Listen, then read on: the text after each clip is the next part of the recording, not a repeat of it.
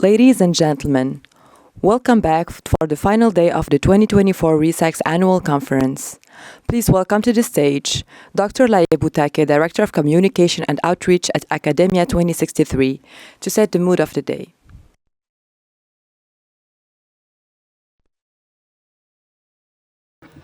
No round of applause? Okay, I see everyone is exhausted. Good morning, dear delegates. Good morning, dear delegates. This is the final day, so I will pull out the last drop of energy in you. I won't let you leave Rabat with any energy, okay? We have to bring it.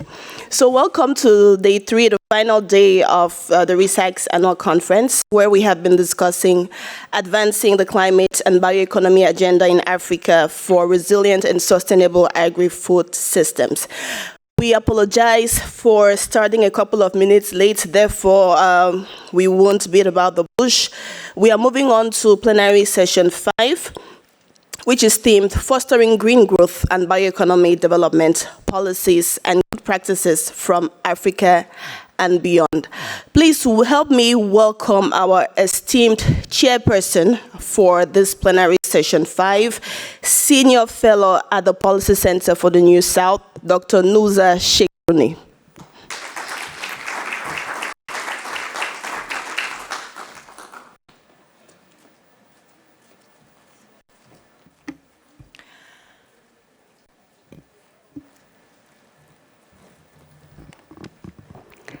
Good morning.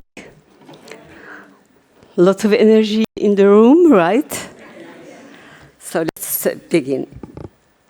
The rise of environmental impact reporting in agri-food systems draws attention to powerful long-term drivers that are increasing both the demand and supply of quantified environmental impact information in agri-food systems and the potential impact on small producers in African countries and the emerging bioeconomy landscape.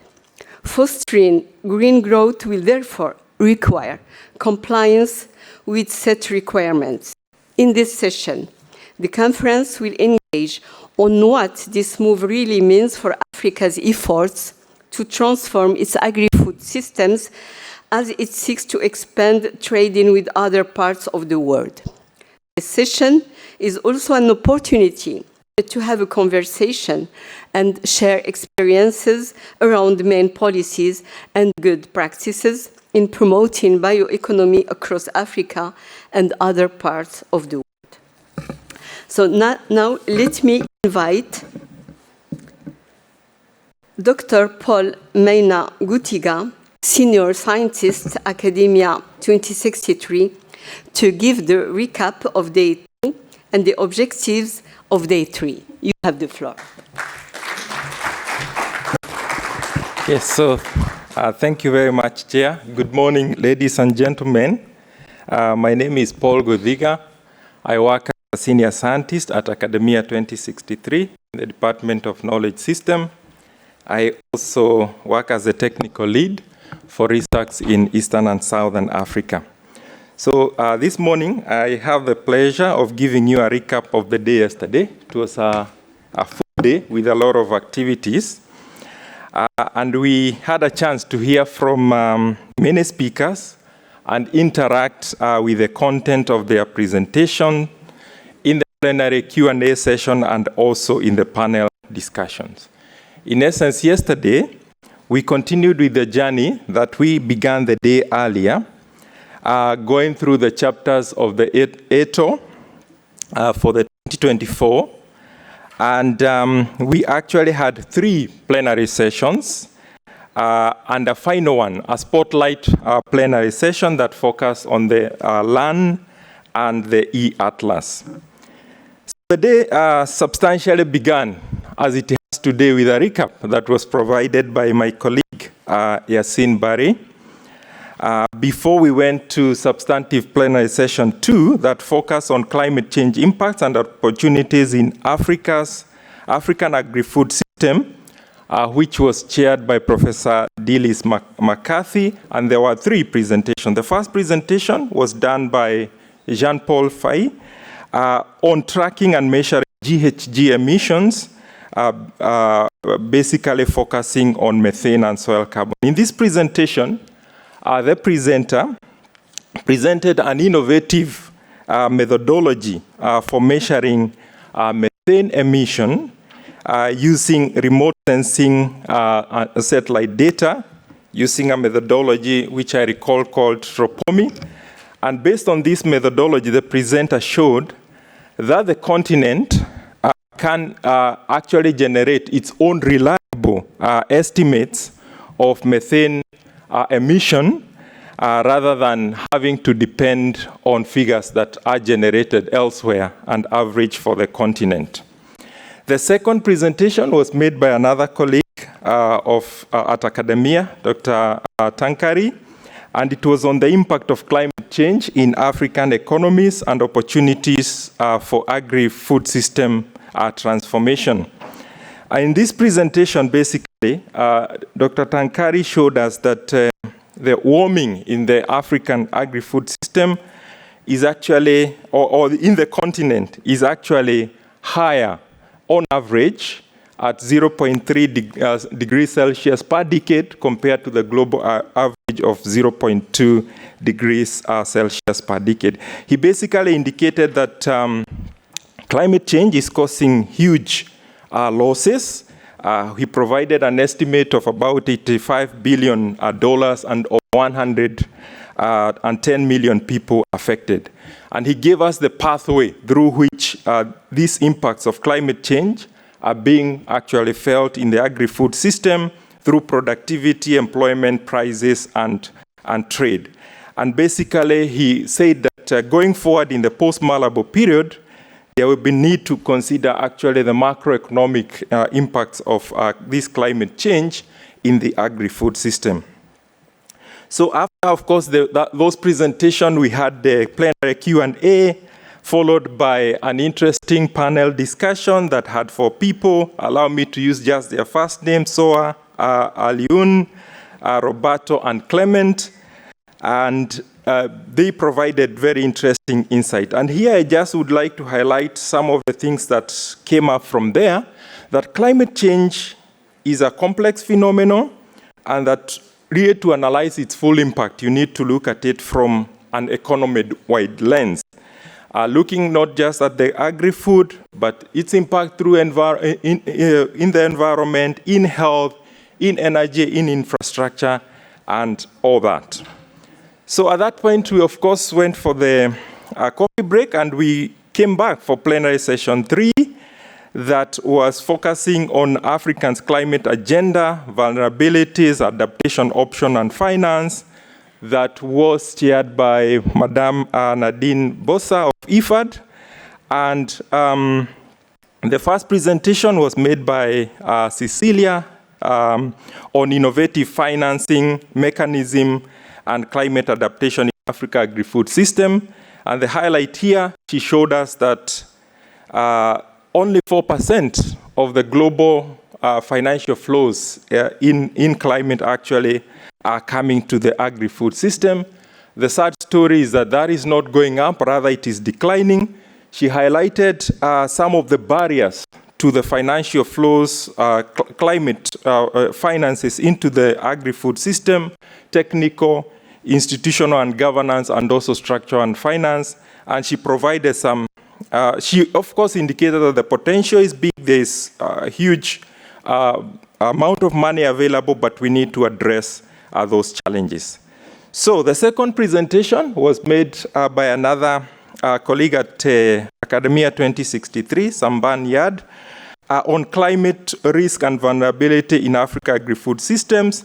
And he highlighted several categories of risk of climate change. First, environmental risk, where he showed some of the impacts through anomalies in land surface temperature, precipitation anomalies, issues of vegetation health, and the El Nino effect.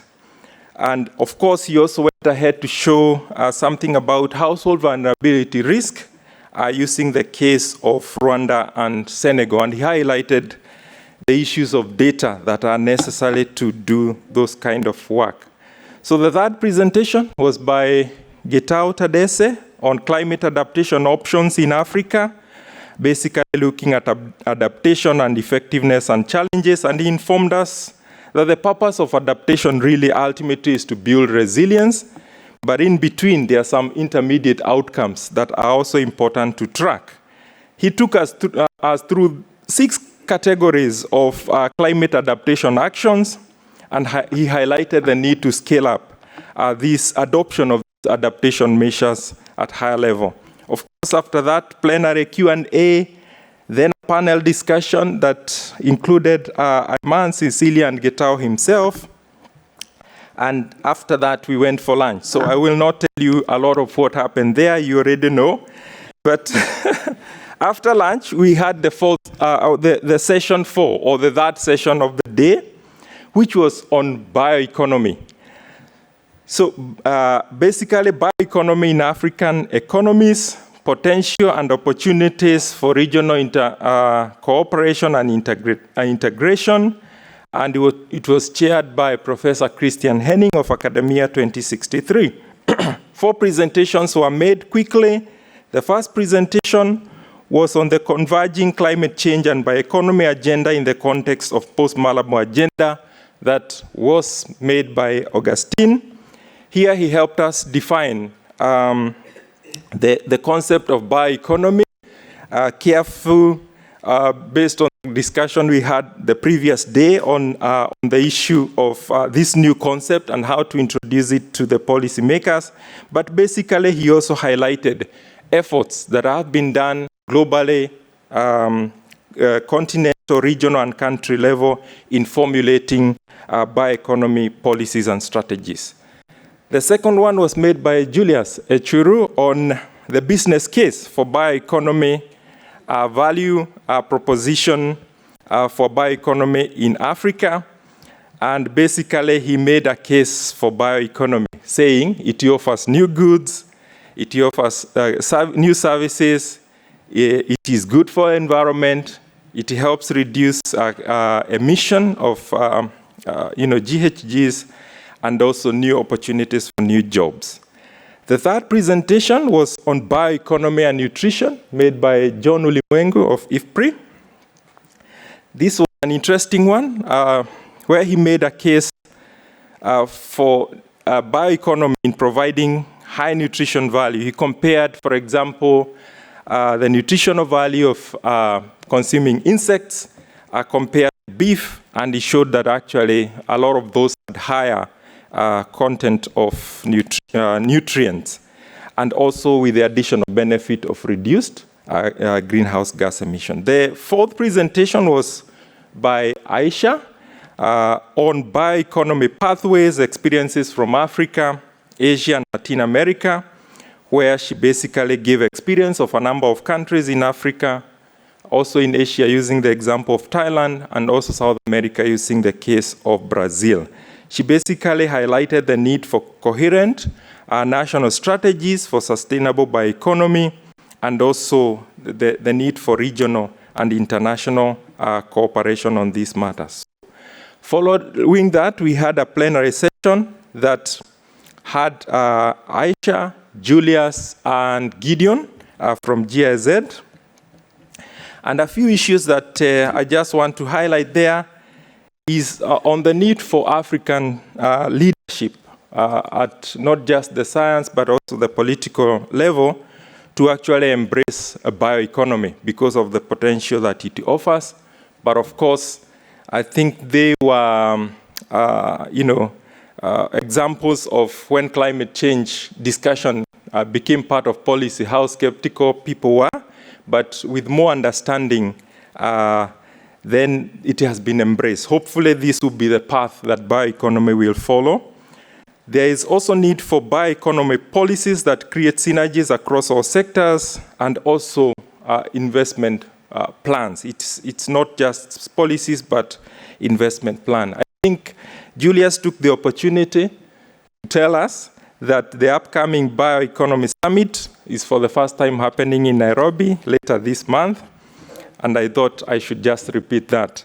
So the last session was a spotlight on ReSAKSS, 2 tools that ReSAKSS has been implementing as a way of trying to bring evidence closer to inform policy making and also CAADP implementation. That is the local analysis network and the e-atlas that was made by Dr. Machaya.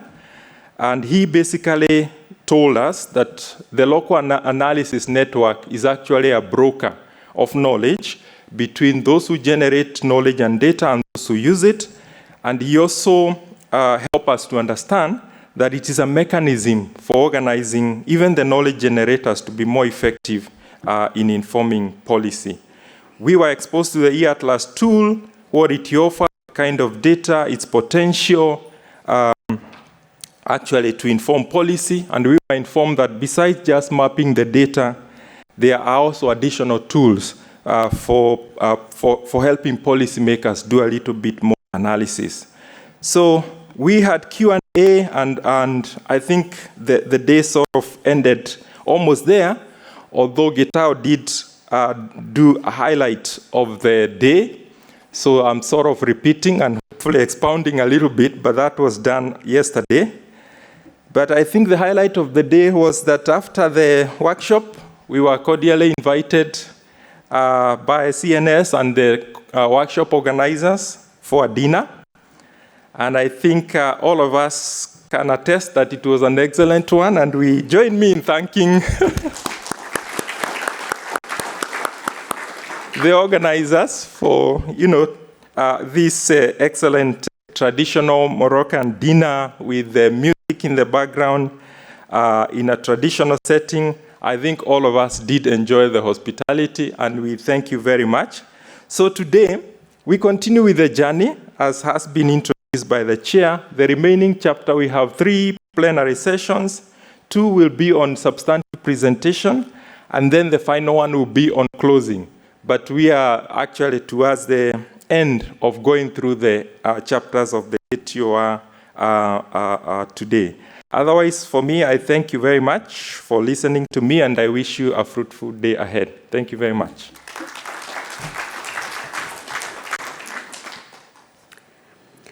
Thank you very much, Dr. Paul Meina Gutiga, for this substantive recap.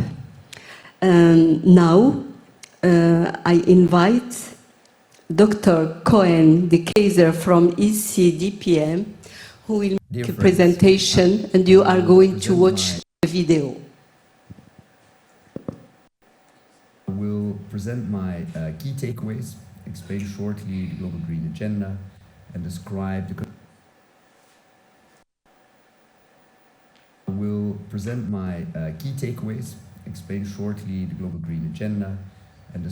the connections between food systems and how these connections determine the impact of the Green Agenda. I will then sketch a few possible outcomes and provide pointers for possible ways forward from here. Because you all had already 3 days of heavy conference, I'll repeat my key takeaway. So what are my key takeaways is that the most important external green agenda for African food systems seems to be the EU's Green Deal. The impact of that depends very much on how the food systems are connected. There's a mix of both opportunities and challenges for African food systems in this green transition. And to identify these opportunities and challenges with your development plans and seek coalition is the most important way forward. So what is the Global Green Agenda? It's a set of initiative, policies and agreements to address climate change and other sustainability issues. So we can see, the Paris Agreement regarding climate change. There are several sustainable development goals that deal with climate change and food systems here. We also have the Convention on Biological Diversity and others as well. But these are actually not the ones that have the most impact. These regional and national initiatives have far more of a current impact. So that is like the European Green Deal, which is the most wide-ranging one. We also have the United States Inflation Reduction Act that focuses on industry. We have the broad swath of China's Green transition support, and a really impressive rise in solar power that we see there. And we also have the collection of Africa green growth plans as well. The EU has been particularly busy, so the deforestation regulation is one example, and hot off the press this week it has been said that its implementation will be postponed for 1 year. We also have a farm to fork strategy which has been pushed back, but which also quite some elements are being implemented. You have things like the cross-border adjustment mechanism, which puts a levy on carbon-intensive imports to the EU. Why does the EU do this? So there's a mix of a few objectives. So there is definitely a competition part of it. It sees sustainability as a market with opportunities and wants to establish itself in this market, to be the first mover in it as well. There's as well a security element to it. Europe is generally energy poor, so by using less fossil fuel, it reduces its dependence on other countries. And sustainability, there's also a genuine concern for sustainability objectives. So there's also an external dimension to these policies as well.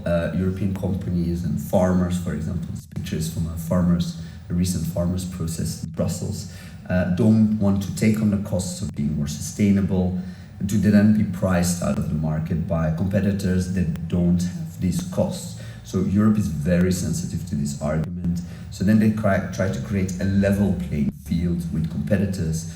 For example, to produce synthetic nitrogen fertilizers, European companies need to buy carbon credits under the European trading scheme.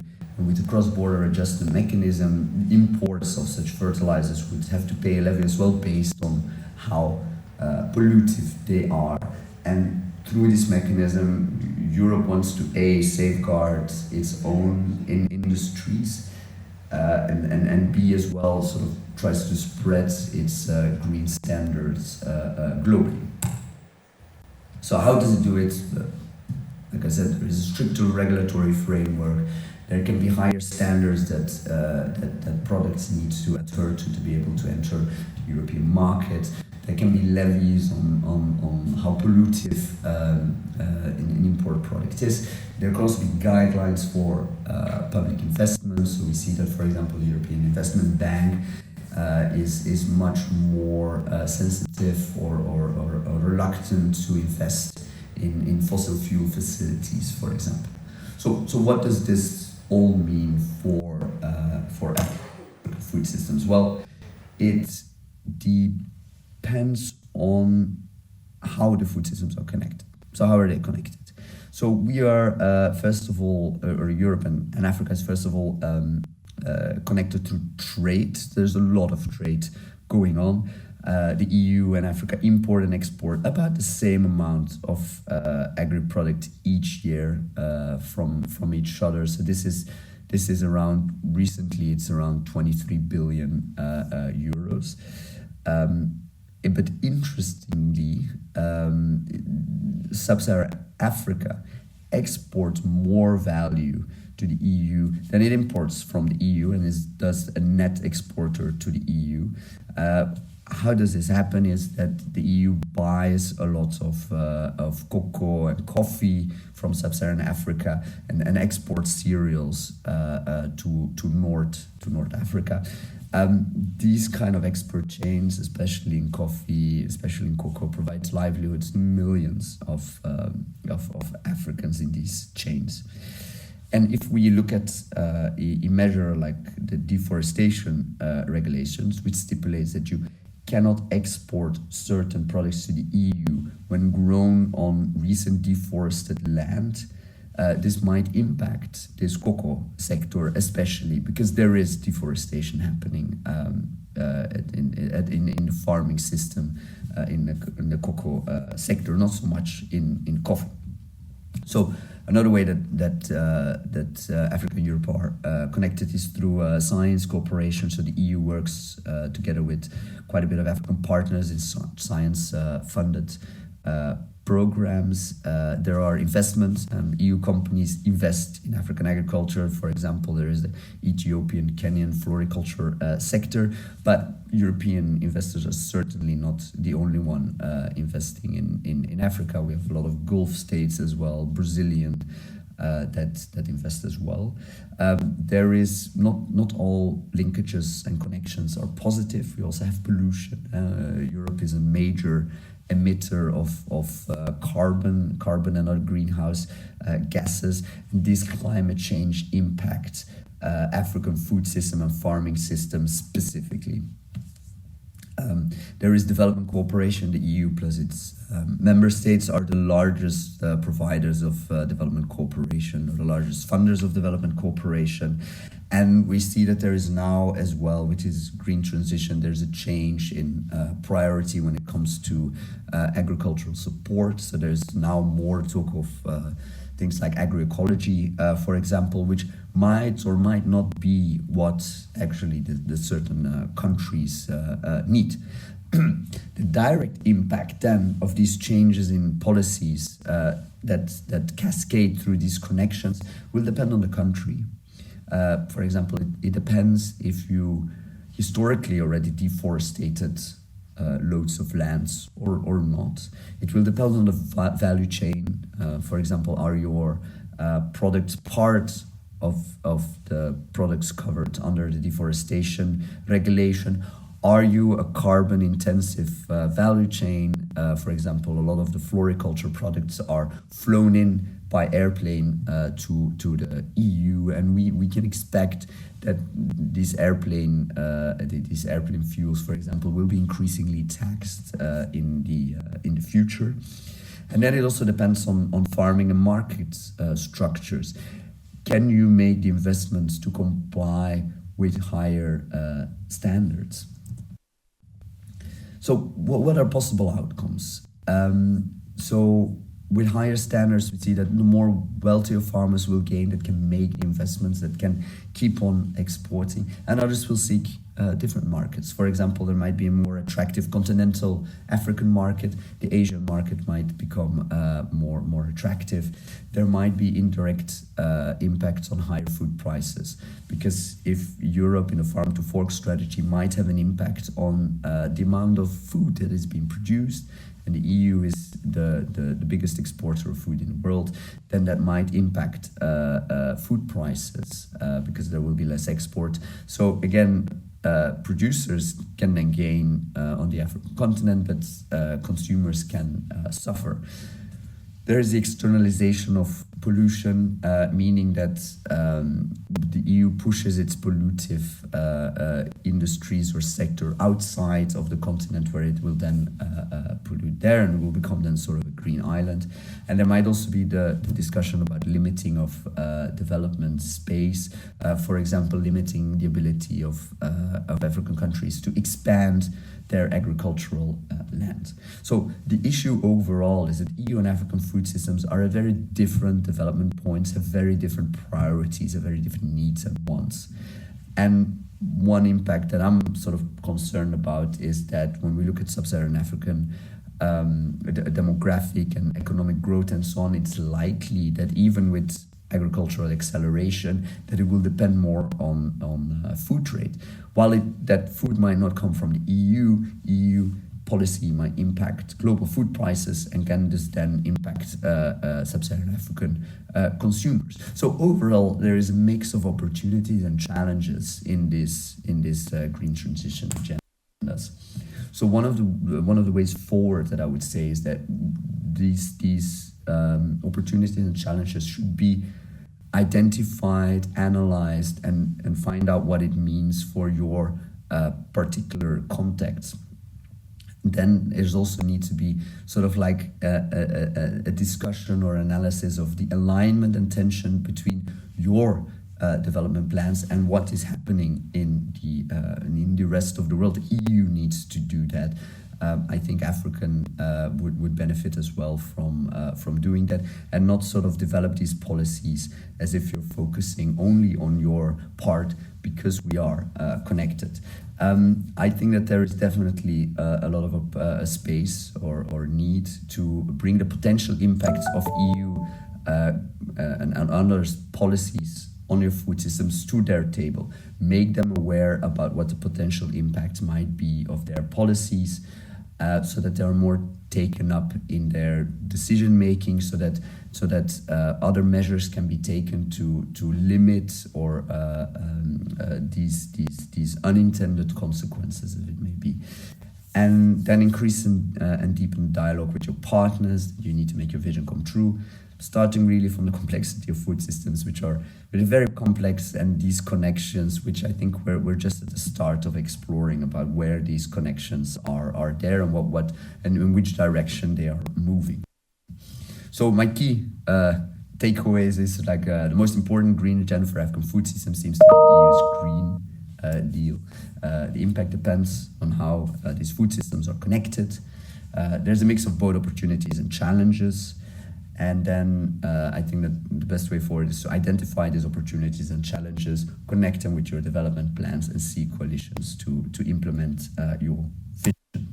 So I would like to thank you very much for the opportunity to present. Please enjoy the rest of the conference and have safe travels back to your homes. Do get in touch with me if you have any questions, want to discuss, or want to collaborate. Thank you very much.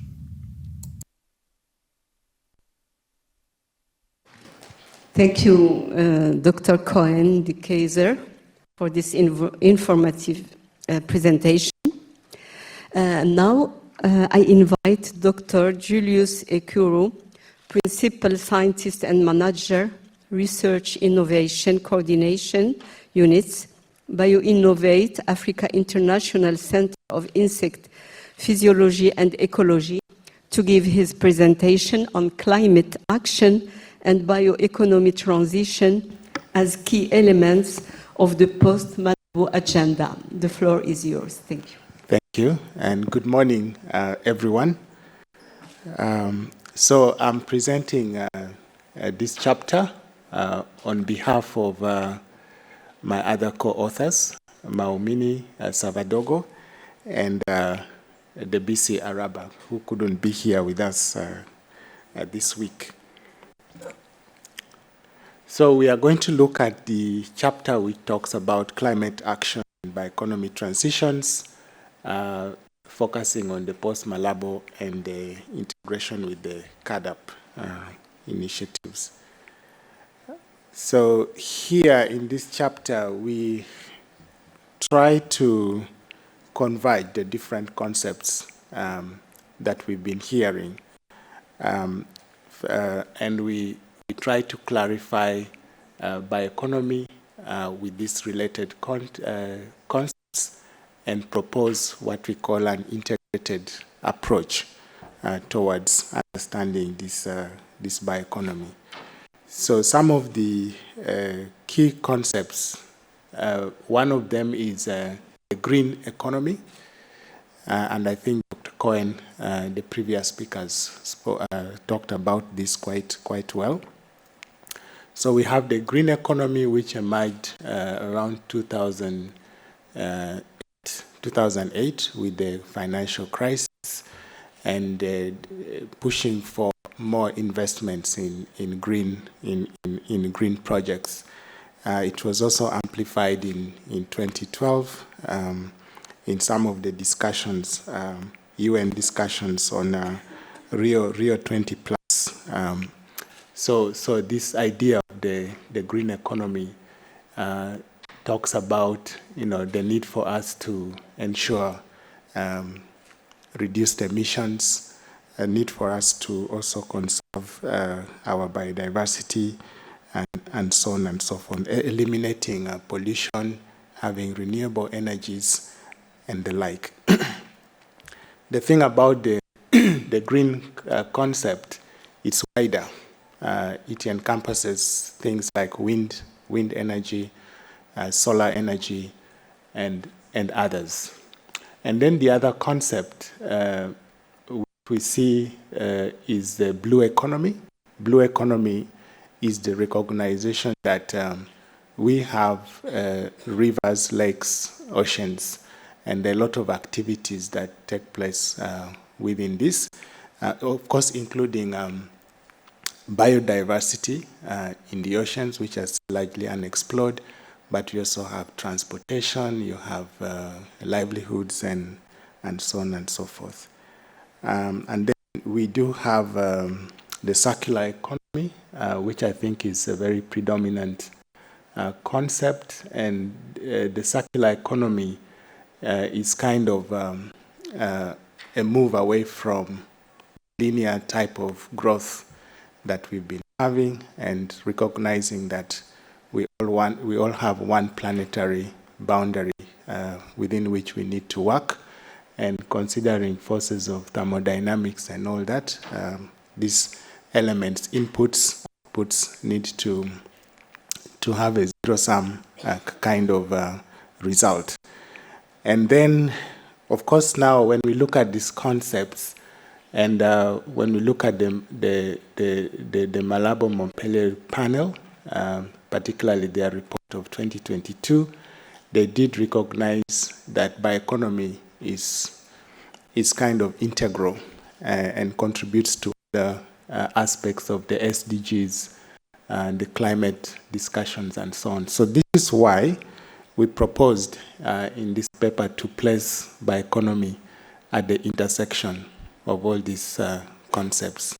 So you find a little bit of it in the blue economy, you have parts of it in the green economy, you also have parts of it in the circular economy. So I hope this helps to, to clarify the synergies that we are trying to look for. And we also try to look at the bioeconomy in Africa. At the continental level, we recognize the Agenda 2063, particularly the first aspiration, which talks about Africa contributing to sustainable development and global development, modern agriculture, training skills, and so on and so forth. So even though it doesn't speak explicitly or doesn't mention explicitly bioeconomy, there are aspects of it which you can find in the Agenda 2063. We also looked at the second 10-year implementation plan of the Agenda 2063, which specifically recognizes the potential of biotechnology for sustainable food systems and industrial development.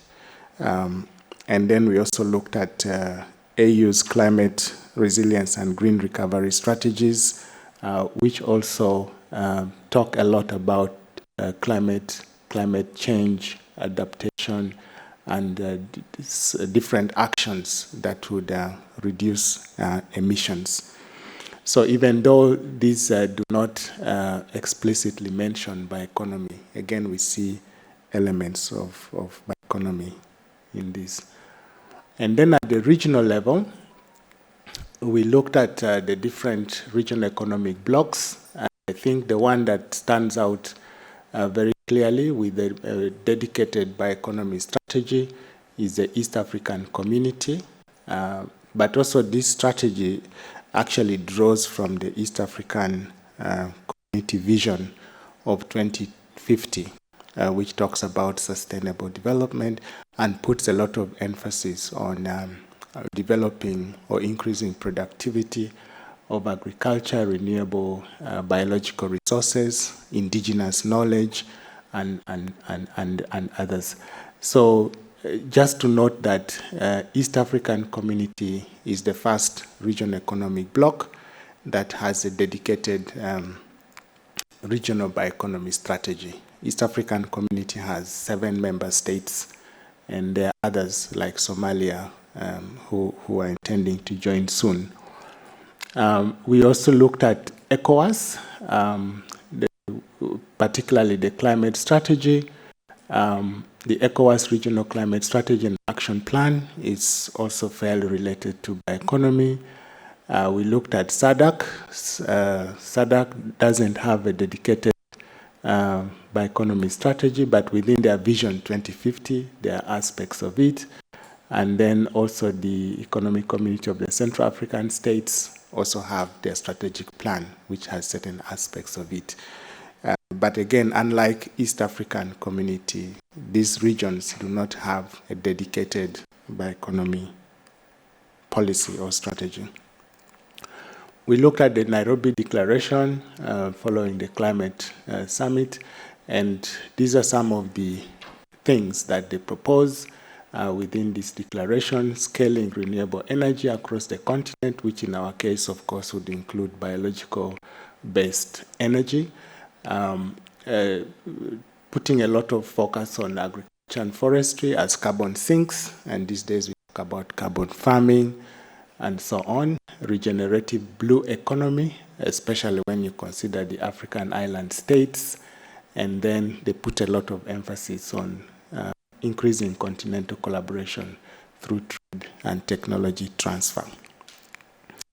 Okay, so in 1 minute, what we see as implications for this, we propose the areas in terms of policy. Policies need to provide incentives. We talk of financing, and there's a debate going on whether we should have a global bioeconomy fund, or we could tap into existing financing instruments, the climate funds, biodiversity funds, and so on. But here we also say larger companies should take an interest in bio-based projects to increase their profitability. Then, of course, the issue of skills, and then increasing continental collaboration through trade.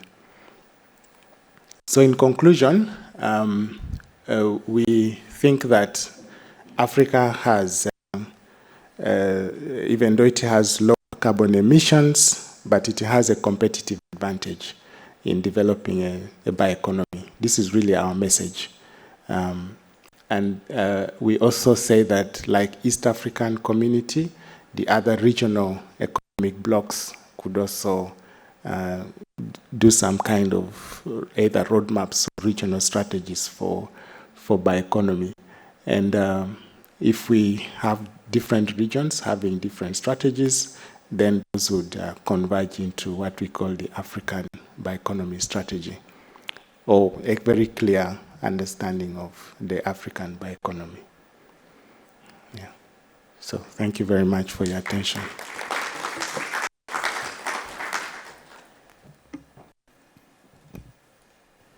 Thank you, Dr. Julius Ekuru, for your presentation and for ending on this very positive note that there is hope indeed in Africa. We need leadership, but we need to gather our efforts. And we have a very competitive advantage. And so thank you very much. So now I'm turning over to the audience for the session, questions and answers. So you have the floor.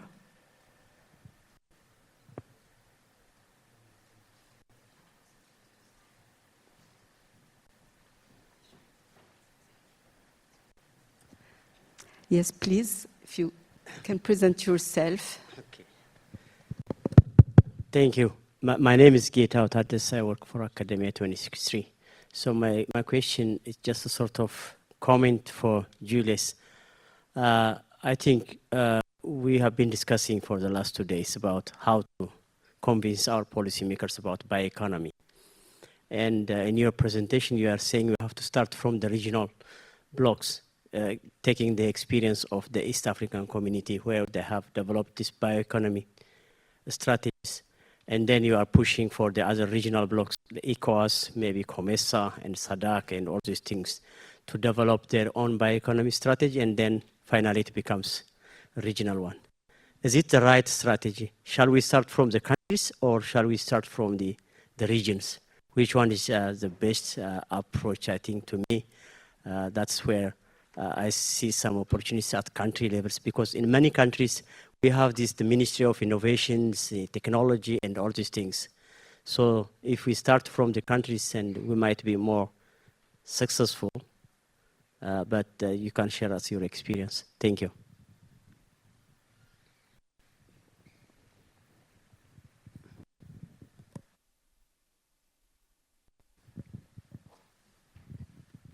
Yeah, thank you. So I think my answer to that is both approaches would work. If you look at SADC region, I think countries are taking greater initiative than the regional economic bloc. So South Africa was the first to have its regional, national strategy, and now Namibia, and maybe other SADC countries will follow. So country approach is also good. Countries that are proactive should go ahead and do their national strategies. Of course, they might need support, but a regional approach is also good. We find particularly if you have a regional approach, then you already have consensus, at least on principles and priorities for cooperation across the region. And you're building on like I mentioned, these regions have visions, they have science and technology policies. So they have already had consensus on those. So it is quite easy to actually have bioeconomy anchored within those regional approaches. And in my view, maybe it is a faster way to accelerate the continental, or what we would call a continental strategy. You could maybe we could have one, I don't know how practical that is, but one could also look at the different regions and say, okay, if you do an analysis, then you see there's commonality, and you have something which is clearly defined as an African bioeconomy. But both approaches, in my view, are okay.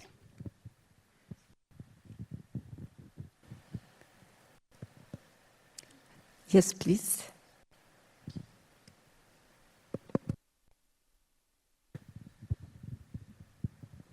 Hi, Christy Cook from USAID. Thank you for the presentation, Julius. I won't ask you a question yet.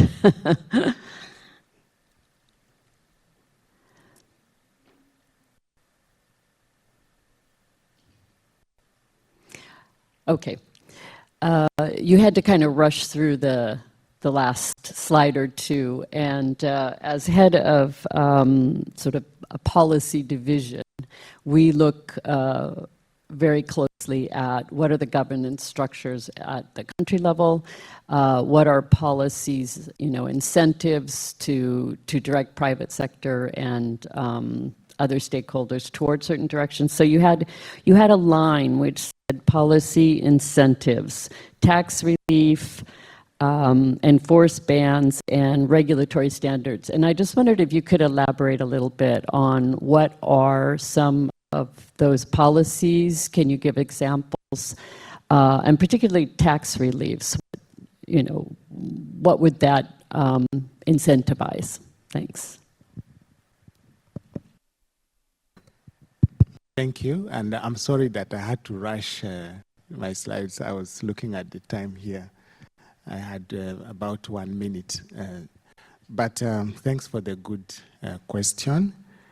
For the policy incentives, we look at it in two ways, and in the paper we talk about tax reliefs. Tax reliefs we think could work. Some countries are already providing tax relief. Say if you if a company invests in R&D, then they would get some tax waivers. Implementation of that is a bit difficult. But what we mean by tax relief is, let's say you have a company that wants to add value to bio-waste that they produce, like an agro-processing company, and they need to invest in technologies that could maybe help them to recycle their waste or reduce emissions, reduce pollution. If they make that investment, could government say, as a carrot, we also give you a relief, maybe for either a certain percentage or for a period of time, those kind of incentives. There could be others which are economic. Then the other type of incentive, but we're also careful for governments not to put disincentives.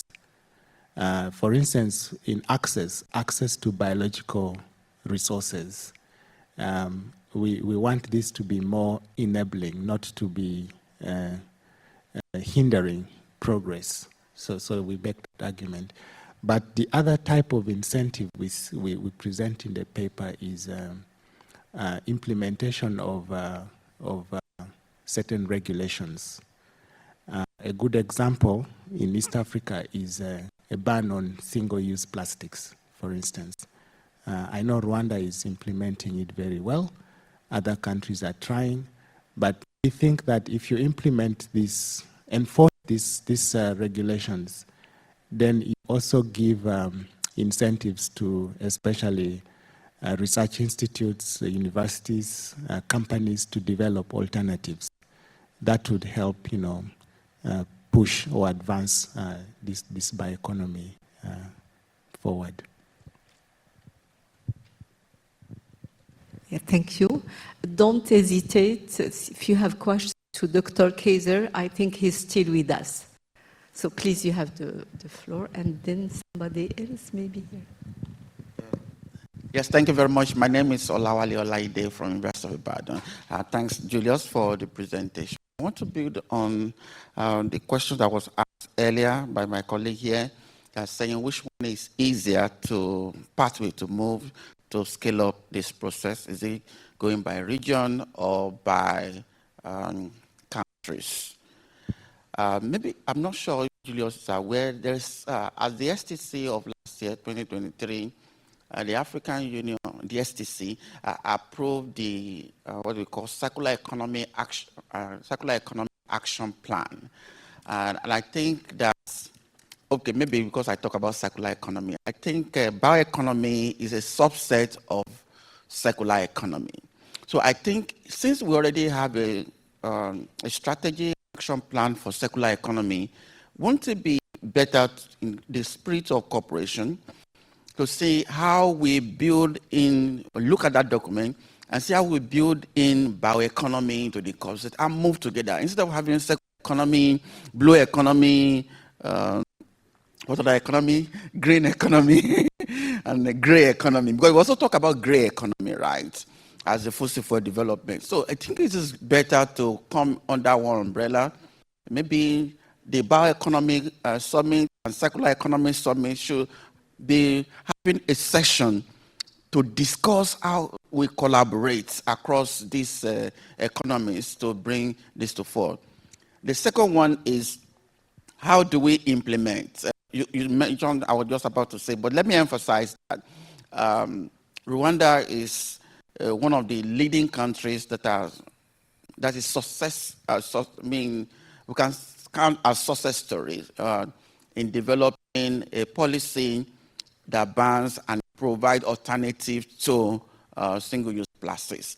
There are other countries like my country, just say we ban it, but we don't see the effect, right? So it will be important that as we work together, let's see what is workable, because another country may just travel to another neighboring country and say, this country has banned, let me come back and also place a ban, but we know that they don't have the structures to implement some of these things. So two things, let's work collaboratively on all the economies, about circular, green, blue, gray, all the economies, let's work together.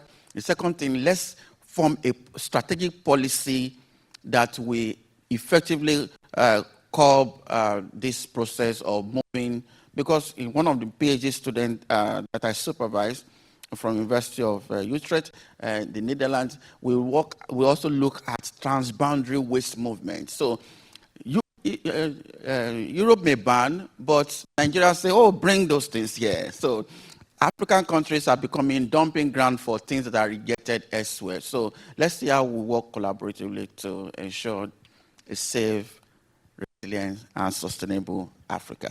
Thank you.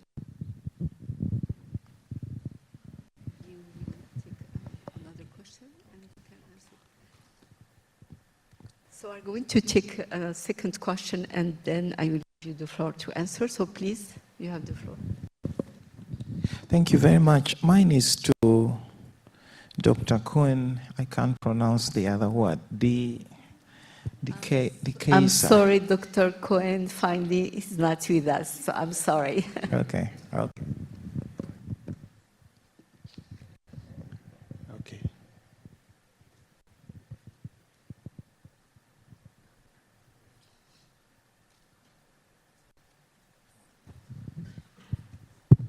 Okay, so I wanted to make a comment on this issue of regional versus country level policies. And my experience is mainly the ESC policy making process. So my view is as follows, that regional approach is good and very important when you are dealing with aspects of bioeconomy policies that have a regional perspective. For example, if you need something on trade regulations, if you need something on standards, maybe something that is transboundary management of a resource, or maybe infrastructure, that requires a regional approach.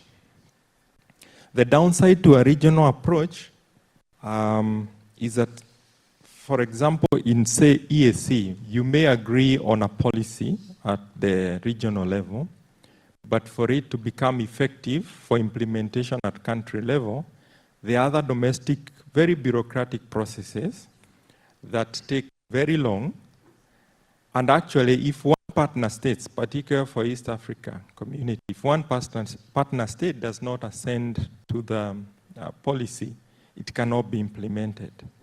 So this is where I see the country level entry point being important, because at least what I've understood about bioeconomy, the resource endowment, the biological resource endowment of countries may be different.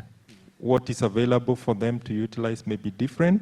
So those country-specific things would just be addressed by a country strategy. So that's, I just wanted to add that perspective.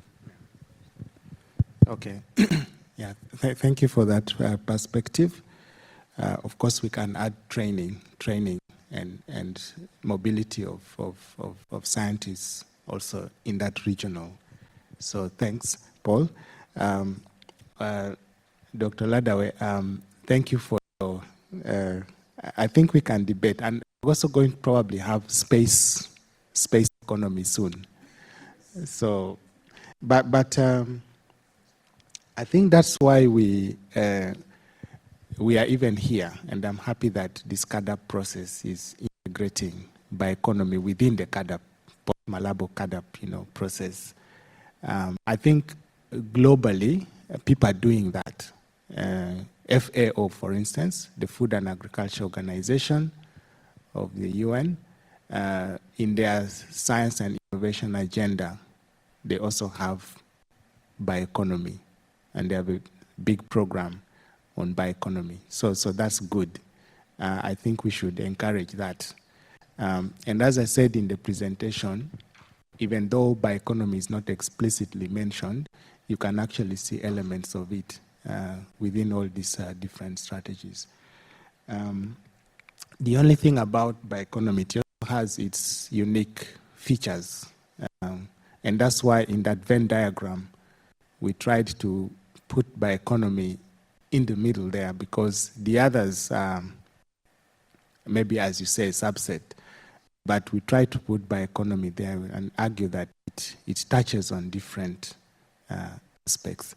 And for cooperation, for collaboration in the bioeconomy, that's why some countries and regions are saying it's better we have a dedicated bioeconomy strategy, because then we can look at it more holistically, we can look at it more collaboratively, and also inject resources as a pathway for future growth. Yeah. But on your question about structures to implement, yeah, we recognize, but I think even at at local level, at municipalities or cities, townships, it's actually possible to implement some of these regulations. I've visited some towns, smaller towns, where the leadership of the, either it's a municipality or it's a township, and they have organized themselves in such a way that they actually implement some of those. But we do recognize challenges. I think it is something we keep asking stakeholders and governments to aspire towards, and we can learn from Rwanda. Yeah. Thank you. We still have time for one question.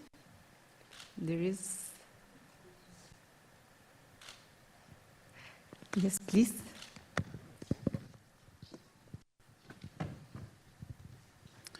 Thank you very much for a good presentation, Julius. My name is Gilbert Nyongamu from Burundi. So I enjoyed your conclusion to say that Africa, which has a lower carbon emission than other regions, has a competitive advantage in terms of developing a sustainable bioeconomy.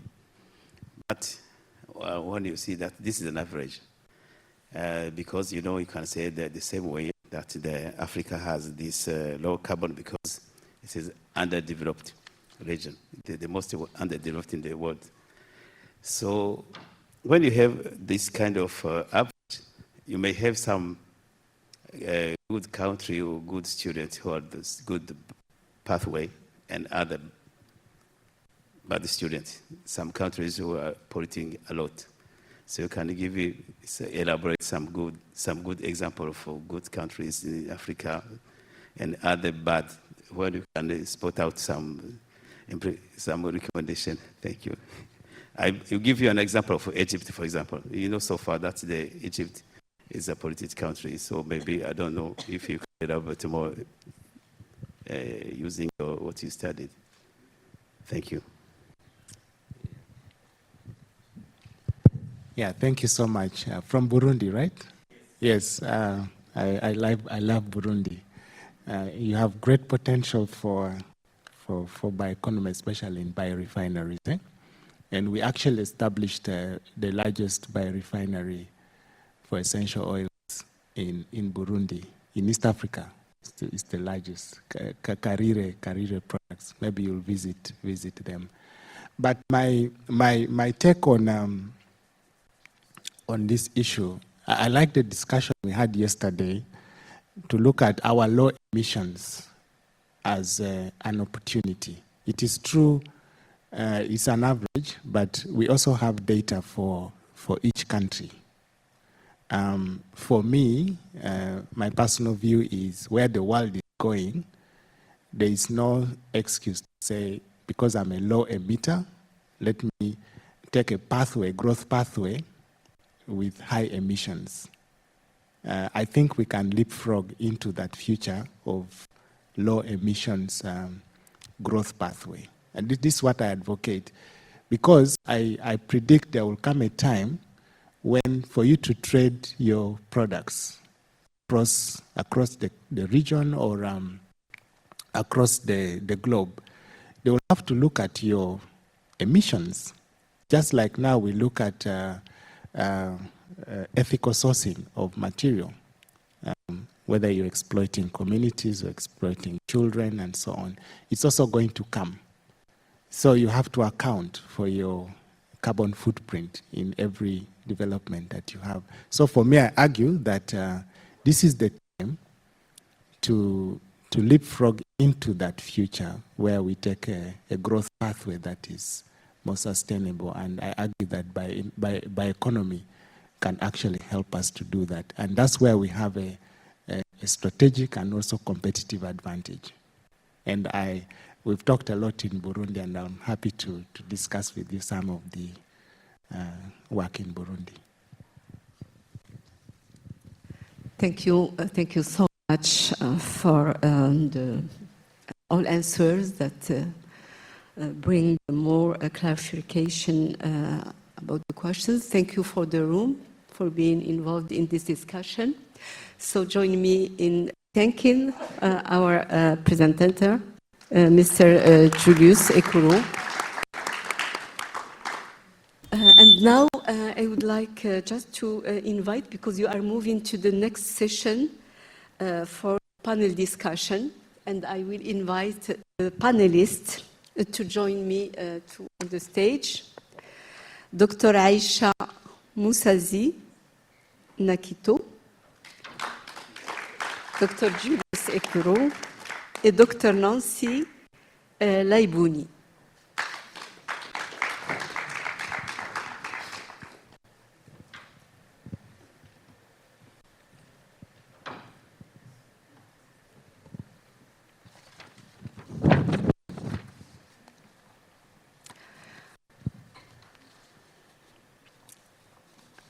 So welcome to this panel, and thank you for being with us this morning.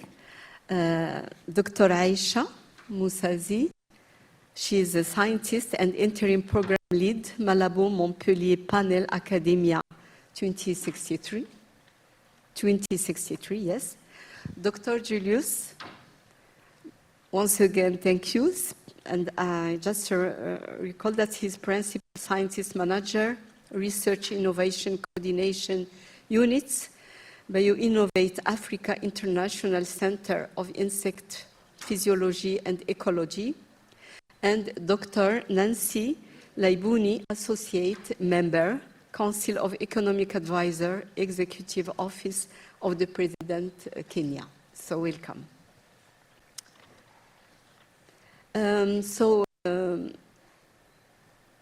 I will start with Dr.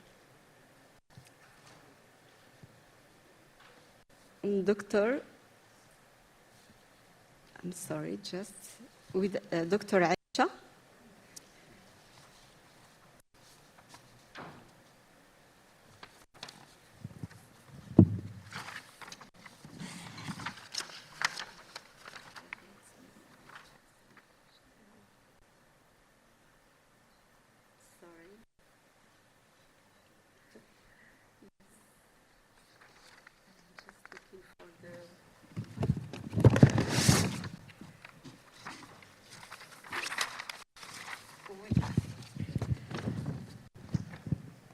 So Dr. Aisha, my question for you.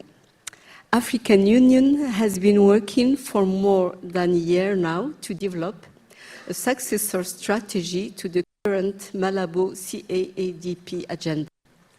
One challenge the continent could be facing right now could be how best to integrate bioeconomy ambitions into the post-Malabo CAADP agenda. What do you think the first steps for action could be? Thank you very much. Looking at our discussion in the previous 2 days and also the summary given by Paul today, what has come out mostly is that there is still need to understand what a bioeconomy is. So I think some of the first steps would be to enlighten the people in the political space, policymakers and other stakeholders on what really a bioeconomy is, and therefore that means there is need to have capacity building initiatives or programs to enlighten right from the policymakers but also other stakeholders, the farmers, the researchers, on what the principles are for a bioeconomy and what the benefits are or what potential challenges could be faced towards development of a bioeconomy. So some of the benefits could be, for example, biodiversity conservation, improved food security, and also economic growth, because if we have an increased development of bioproducts, that means there's potential to develop the economy. And so with that in place, it provides a better foundation or a stronger foundation for building or developing a stronger bioeconomy framework. And also I would like to add that it's important to have stakeholder engagement. This can help us understand what are the potential concerns or challenges towards developing a bioeconomy, and also doing an assessment to see what is on ground, to see the strengths and potential gaps regarding a bioeconomy development. So, for example, what policies in different countries in Africa that are supporting a bioeconomy, and how can they be improved to integrate bioeconomy activities within those policies. I've had a chance to look at the action plan, the Post-Malabo action plan, and there are various strategic objectives that have been included, and you can see there are different areas where a bioeconomy approach can be incorporated. For example, I've seen objectives around intensifying sustainable food production, agro-industrialization, improving food security, and also resilient agri-food systems. So one may say that there are already policies, for example, for enhancing agriculture production, but you find that these policies are looking at only one sector, for example, agriculture, and yet we've seen in the previous discussions over the past 2 days how different sectors are also critical in developing a bioeconomy. So one of the strategies could be, if there is, for example, a policy on energy, how can we incorporate in bioenergy itself or biofuels into the existing policy, maybe to improve it, or even developing a separate policy on renewable energy, just as an example. And so there is need to, having mentioned that, there is need to have cross-sectoral engagement so that we have collaboration amongst different sectors, agriculture, tourism, energy, so that we can be able to create an integrated biodiversity strategy. Needless to say, since this is a post-Malabo agenda, there is need to collaborate amongst all African countries to pick lessons on what has worked, what hasn't worked in a given country, so that it can be imitated in another country, and I think that would be a good place to start. Thank you. Thank you very much, Doctor. And now my question is for Dr. Julius Sekuru. You have served as the co-chair of the International Advisory Council of the Global Bioeconomy, IACGB, and more important, you contributed significantly to the East African Regional Bioeconomy Strategy. Based on your experience, what should Africa as a collective be aware of and do as it works to shape its own continental climate and bioeconomy strategy and policies? Thank you so much. First of all, we just released a paper on recent or emerging trends in bioeconomy as the International Advisory Council on Global Bioeconomy. So you can look up that. But what we've seen from 2020 to date, there are now over 70 countries that have developed dedicated bioeconomy strategies. I think the latest have been the US, China, and then of course several countries in Europe, and also emerging ones in Africa. So I think we are seeing more and more countries trying to position bioeconomy within their economic development pathways. We now see drivers for a bioeconomy being, of course, climate action. We also see drivers around biodiversity conservation. We see drivers around innovation, and particularly for Africa, we are also looking at jobs and incomes for families and small businesses. So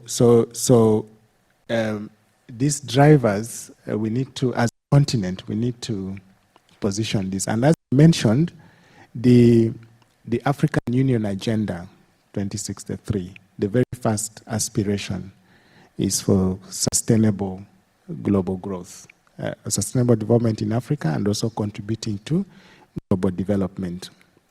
So I think we already have a framework for that, and we just need to tighten it and be very intentional and explicit about our goals for bioeconomy. The other thing which we need to be aware of is the issue of measurement, measuring the bioeconomy. It's a big issue now countries are addressing, and I think also Africa, we need to do the same. We need to come up with indicators that would measure our progress on investment in the bioeconomy, and that would help us shape the way we put in additional resources or the way we frame our policies.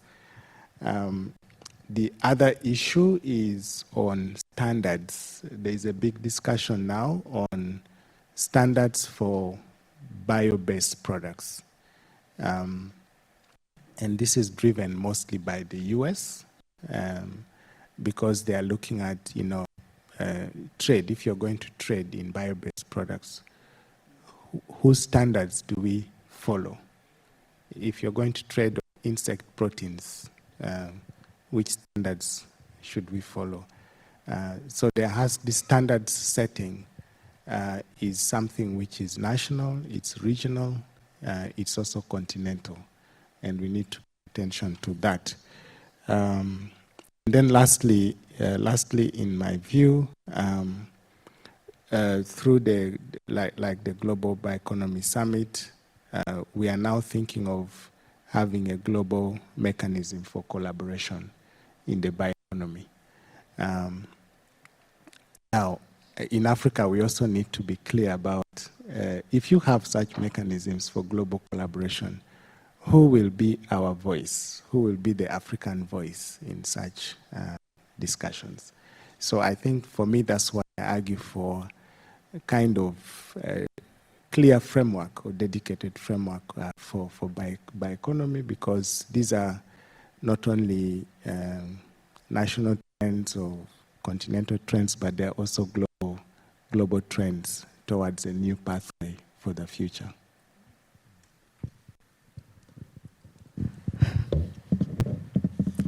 Thank you, Dr. And now I'm giving the floor to Dr. Nancy Labuni. And my question to you is, according to the Global Green Growth Institute, in the 2023 Kenya Green Growth Index, Kenya had an overall index score of 47.95, which is a moderate green growth performance. Among the four green growth dimensions, Kenya excels in natural capital protection with a score of 58.16. Could you tell us more about institutional or governmental level action to enhance the protection of natural resources?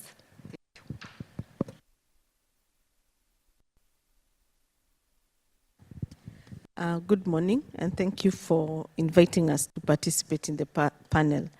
I think I just want to highlight what the Green Growth Index is, because it takes into account issues around ecosystem health and inclusive growth. And we know that Kenya is growing towards being a model to show that green growth can be sustainable, it can answer to our development goals, and at the same time, it can be inclusive. It means it can also bring broad-based inclusive growth. So the index measures, one, what would be the green growth economic opportunities. It measures also the natural capital protection, efficiency and sustainable resource use, and social inclusion. So there are several indicators that are looked into, and it's done in a participatory manner, meaning that then they get together different actors from different disciplines and different ministries and sectors to measure and discuss and agree in a participatory manner what the green growth indicator would be. So where Kenya performed exceptionally well is the one on natural capital protection. And specifically, if you look at what these indicators are, you realize that it is one on environmental quality, greenhouse gas emission reduction, biodiversity and ecosystem protection, cultural and social values. If you go further to see what specifically they were measuring, you realize and recognize that the work that has been done around climate change and climate action, the issues around measuring CO2 emissions, and our use of carbon sequestration. We also have been able to be, I think, among the first African countries to develop carbon market regulations. If you look at our initiatives around increasing our forest cover and our forest share, for instance, we now currently have a drive to ensure that by 2032, we have planted 15 billion trees. So the rate is that we are saying by 2032, Kenya will be covered by tree forests to the tune of 30% of our land mass. And we want to ensure that we are growing at least 10.6 million hectares. That's how big our forest cover is going to be.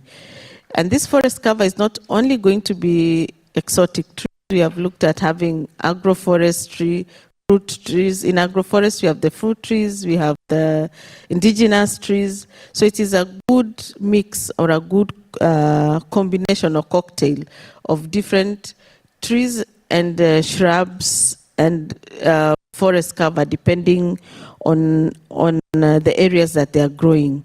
Towards the same initiative, we have some forests that have been gazetted, meaning that they will have no other activity going on other than forest cover. We've also adopted a mechanism or provided mechanisms for various people to participate. So you can participate as an institution, as an individual, as civil society. So groups have come together. They have declared how many trees they want to plant. We have provided then the infrastructure, because you need seed, you need fertilizer, you need, for some trees, for some not. If they're fruit trees, you need pesticides. So the whole ecosystem and the way it has been organized, we have planned ourselves in such a way that it is a full value chain. And the full value chain includes even the harvesting of the old trees and replacement, even ensuring that for some forests, then ensuring that there are specific indigenous trees that are conserved and taken care of. So the general rallying call is that at least everybody in Kenya plants at least 30 trees per year. We have people who have challenged themselves to plant trees the same as their age. We have all our ministries have been allocated areas that they need to plant trees with specific targets. So most of the government officials and government institutions do have specific targets that they have to meet. So that said, we are not looking at the tree planting exercise in isolation. We have the objective to ensure that we also improve the livelihoods of the communities, and we also ensure that it is done in a sustainable manner towards issues of land use, water efficiency, so and technology. So all that is put into a comprehensive package. So as I close in terms of why we performed well in the natural resource capital base, it is also the indicators that were measured. For instance, if you look at the one on culture and social value, there is an indicator that says travel and tourism direct contribution to GDP. We are aware tourism is very big in our country, and most of our tourism products are around our ecosystems, the national parks, the wild animals. So if you measure that as part of your indicator for social and cultural, then of course we will score highly. The other area that is critical for us is plant genetic resource acquisition, stored ex situ. We also have a very robust genetic resource management system in the country. Of course, it needs more strengthening, but nonetheless, it does exist. So when you look at such indicators, then again, we would score quite highly. Other one that would be interesting to mention would be the proportion of local breeds according to the risk of extinction. We also recognize we have also programs both for the plant and animal and fisheries that are geared towards ensuring that we preserve the varieties and breeds of animals, both crop and livestock, that are threatened with extinction.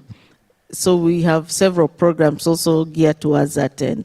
So I think in a nutshell, to say that we performed well because then the indicators were also favorable.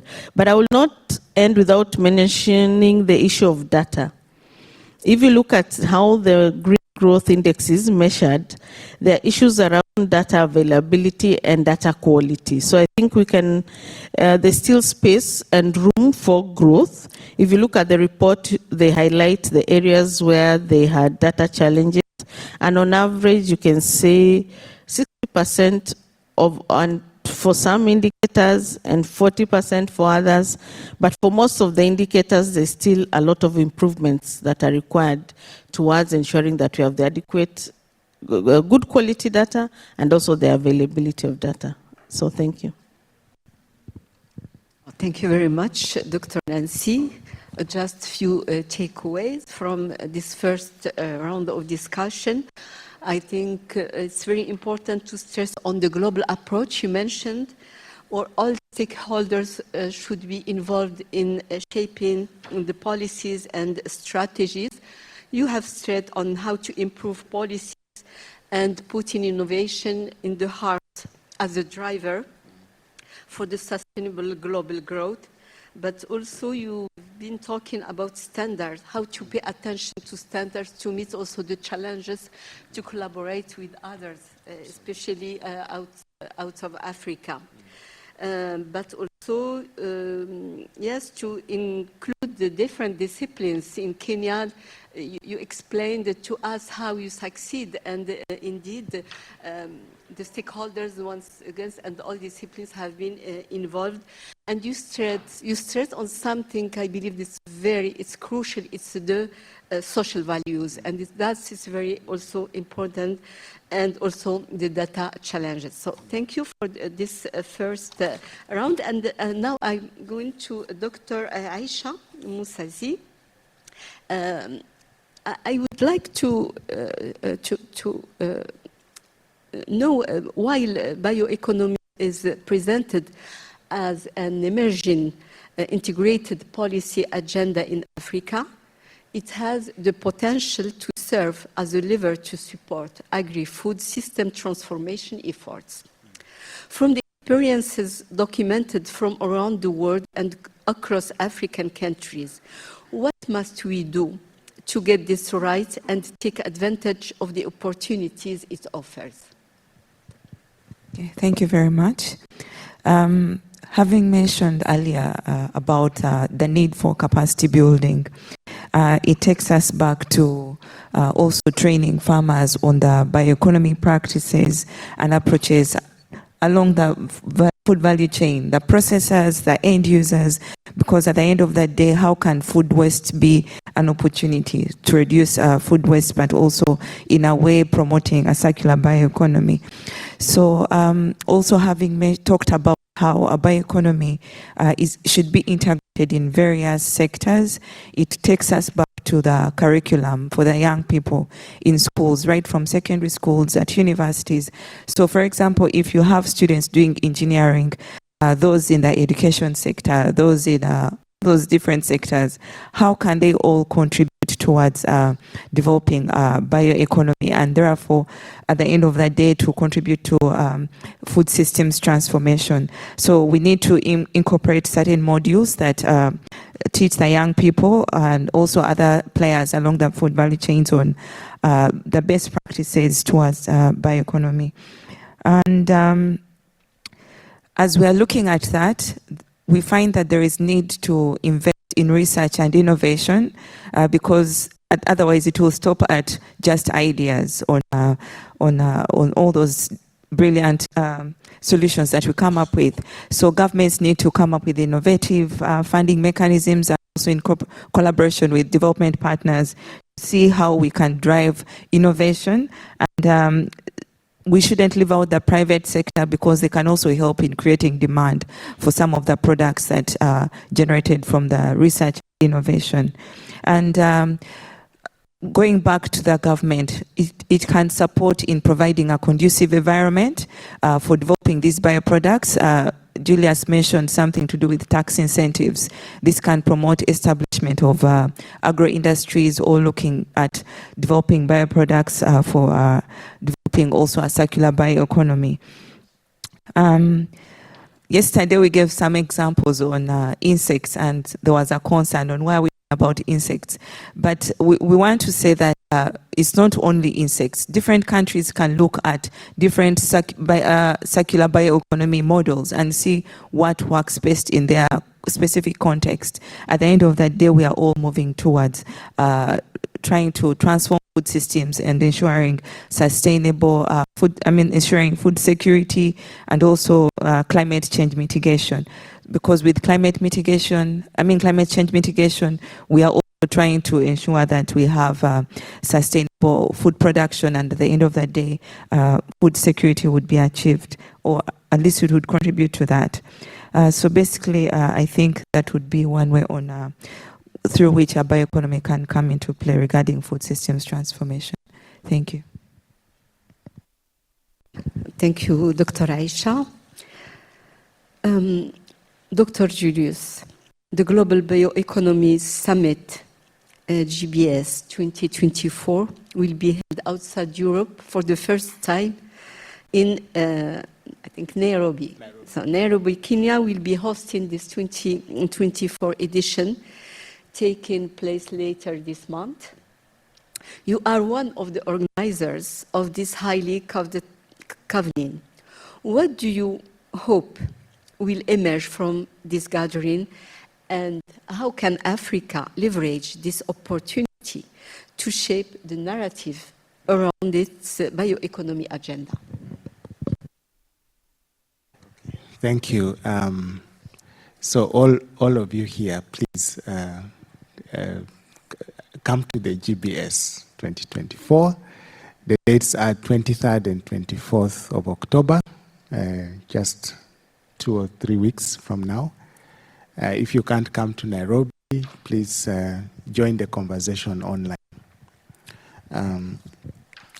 So in this GBS, indeed it is going to be historic. It's the first time we are hosting it in Africa, and it's going to move around the world. So who knows the next time it comes back to Africa, or to East Africa in particular. So we are very excited and upbeat about it.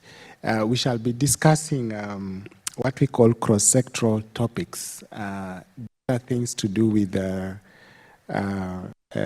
agri-food systems. Is going to be a big discussion. In fact, we have a whole plenary dedicated to Africa and the Global South. And we are going to discuss agri-food systems and climate action as part of the bioeconomy. That's what we agreed was Africa's priority. So I hope that all of us can join in that conversation. We are also going to discuss things like forest, ocean, aquatic, biomanufacturing, biopharmaceuticals. We are going to discuss biomaterials, biotechnology, bioenergy, and I think crucial for Africa will be indigenous knowledge. We'll be discussing that as well. And then we have the whole area we call ecosystems. We are looking at nature, we are looking at nature positive solutions, we are looking at biodiversity connected to bioeconomy and the like. And then lastly, we'll be discussing what we call supportive mechanisms, policies. We're going to discuss the issue of standards in that GBS. We are also going to discuss the issue of financing the bioeconomy in that GBS. And cooperation is also going to be big. So what we hope to achieve, first, like we've had in this room, this is really a packed room of intellectuals, okay? But still there is some disagreement about what bioeconomy is. Maybe not a disagreement, but not a clear understanding, or maybe it is now clear after the discussions. But imagine now we're going to have this discussion there. We expect many African countries to be there, delegates. So what we want to achieve is really to contextualize this bioeconomy to the African context. So looking at from Latin America, from Asia, from Europe, from North America, what will be the African bioeconomy after looking at all this. So we hope to achieve that. And then secondly, we also hope to, I think the momentum is there, but want to increase that momentum for our countries now to begin looking at how do you tap into this potential of the bioeconomy to grow your own economies in a sustainable way for the future. How do you develop sustainable businesses of tomorrow, sustainable jobs of tomorrow, and so on. So we hope to increase this momentum, and hopefully several countries, including East Africa, will begin to think about dedicated bioeconomy strategies. And we also call upon different people who will be in that summit, maybe to support or to partner with these countries to help them come up with these dedicated strategies. Then lastly, we are going to discuss a global mechanism for bioeconomy partnership. So there are different groups working on bioeconomy. We have the International Bioeconomy Forum, which is led by the EU and South Africa, involving a number of countries. The World Economic Forum will be there. We also have the World Bioeconomy Forum. We have, the FAO and several other groups. So we want to converge and see how do we have a global mechanism for cooperation in bioeconomy. For East Africa, we already have this regional bioeconomy strategy. Is providing us in East Africa with that mechanism of cooperation around bioeconomy issues. And Paul, you did mention the idea of addressing regional issues. I think we are very fortunate that this bioeconomy now gives us that platform to cooperate regionally. So that's what we hope to attain, but you'll make me happy if you all join, and I look forward to seeing some of your faces in Nairobi. Thank you for your invitation. I'd be thrilled to be with you. So, Dr. Buni, against the framework of the East African Regional Bioeconomy Strategy, as well as climate action across the continent, are there any learning outcomes or success stories for Kenya that you can share with us? Thank you. I must say, when I came to this conference, I have now a better understanding of what bioeconomy is. So I shared examples with Julius, and he told me, oh, that's bioeconomy, of some entrepreneurs that are in Kenya. So I think I will just give the same example that, or the same story that I gave to Julius, and then we'll decide if that is a success story. So we have a social, they're called social inclusive, social enterprise called Tosheka. You can actually look them up. They're called TOSHEKA, Tosheka Limited. They are a sustainable fabric manufacturer. So they call themselves Tosheka Textile. They are based in the semi-arid areas of Kenya, that is Makueni. That's where they have their main factory. Because it's a social enterprise, it's not factory big, it's small. They work together with 3,000 women. So how are they sustainable? There is the silkworm that is called Iri. It's Iri silkworm that feeds not on mulberry, but on castor oil seeds. Castor oil is a shrub that does very well, that grows very well in the semi-arid areas of Kenya. That would be Makueni, Kitui, Machakos, Tana River, Taita Taveta areas. So what these groups do, or this textile, Tosheka Textile does, is that it works together with women groups. On their farms, they have castor oil. The leaves is what they feed the silk the worm, the silkworm, and then they from the cocoons, and it takes a process of about, from when they have the egg to extracting the silk, it's about 4 months, give or take. And then they use the hand mill to extract the silk, and then they make fabric, or fabric that is then sold into the sustainable market, the market for sustainable fabric in Europe mainly. So they already have a niche market for the European ecosystem where they have a demand for sustainable fabric. So that is one enterprise. On this other end, we have the big Italian government-owned company that is producing biofuel. It's called Eni. You can also look them up. So Eni has set up a factory in the same Makueni County, and their work is Eni has said they're producing biofuel from the 3 C's, and that is cotton, croton, and castor oil. So they all start with C. These are crops that grow very well in our semi-arid and arid areas. So they are buying the cotton, the castor oil seeds from these same farmers who are feeding the silkworm. Yeah? So they are buying the castor oil seeds, aggregation, so they have aggregation centers. They also buy croton. They also get cotton seed from the cotton farmers, and they've added macadamia husks also. So they're extracting bio oil from all of these products. However, they're still tracking that oil to Italy for them to process. And on their end, they're also benefiting from the carbon market, because the EU, as we were told earlier, have a carbon compliance market that is able to give you value for your carbon credits that they generate.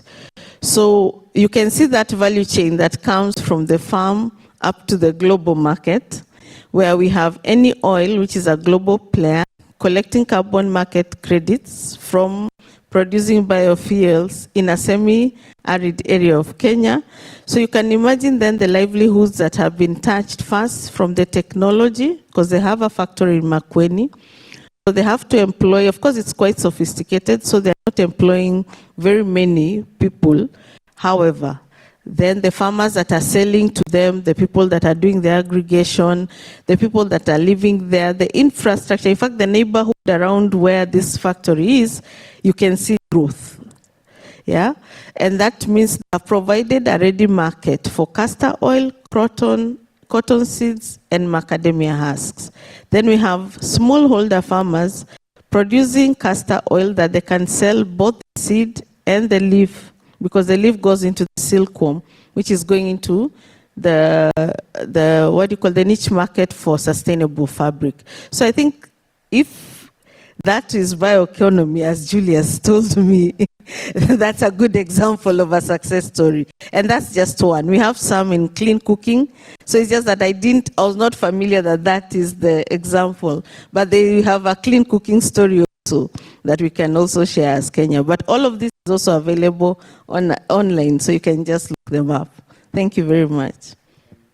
Madam Chair, I added to Nancy that we can also now extract sericin. Sericin is a protein from the silkworm cocoon, and it's very good for pharmaceuticals, for cosmetics, and also for food preservation. I think it's Japan that is leading in sericin production, because they have a big silk industry. But we have the airy species of the silkworm, which thrives best in Kenya, and that's really a huge opportunity. So additional value addition, and we get more high-value products. So that's a bioeconomy, in my view. Thank you so much. Really, I learned a lot in this panel. Many very good ideas. I just want maybe to pick some of them to stress on the importance of youth. It was very important, Dr. Aisha, to talk about youth and also about the private sector and the innovation he could bring to food security. Also the narrative, it's very important for the next summit that will be held in Nairobi, of course. As you said, Doctor, that contextualizes economy, about the meaning, about the narrative. And what I learned is for African issues, you are trying to bring African solution for African action, if I can just synthesize. And also to develop businesses and partnership, bioeconomy, through global mechanisms. And finally, the success stories. I'm so happy that the success stories come from women. And it's very important to know also how women can be involved and to bring, but also how they are affected by all the climate change differently, and to stress on their added value in the value chain, and also a lot of success stories in Kenya. Congratulations. So please join me in thanking our brilliant panelists. I will maybe take few minutes to give you the floor. If you have any questions to our panelists, we will take 5 minutes, not more, because the time is running off.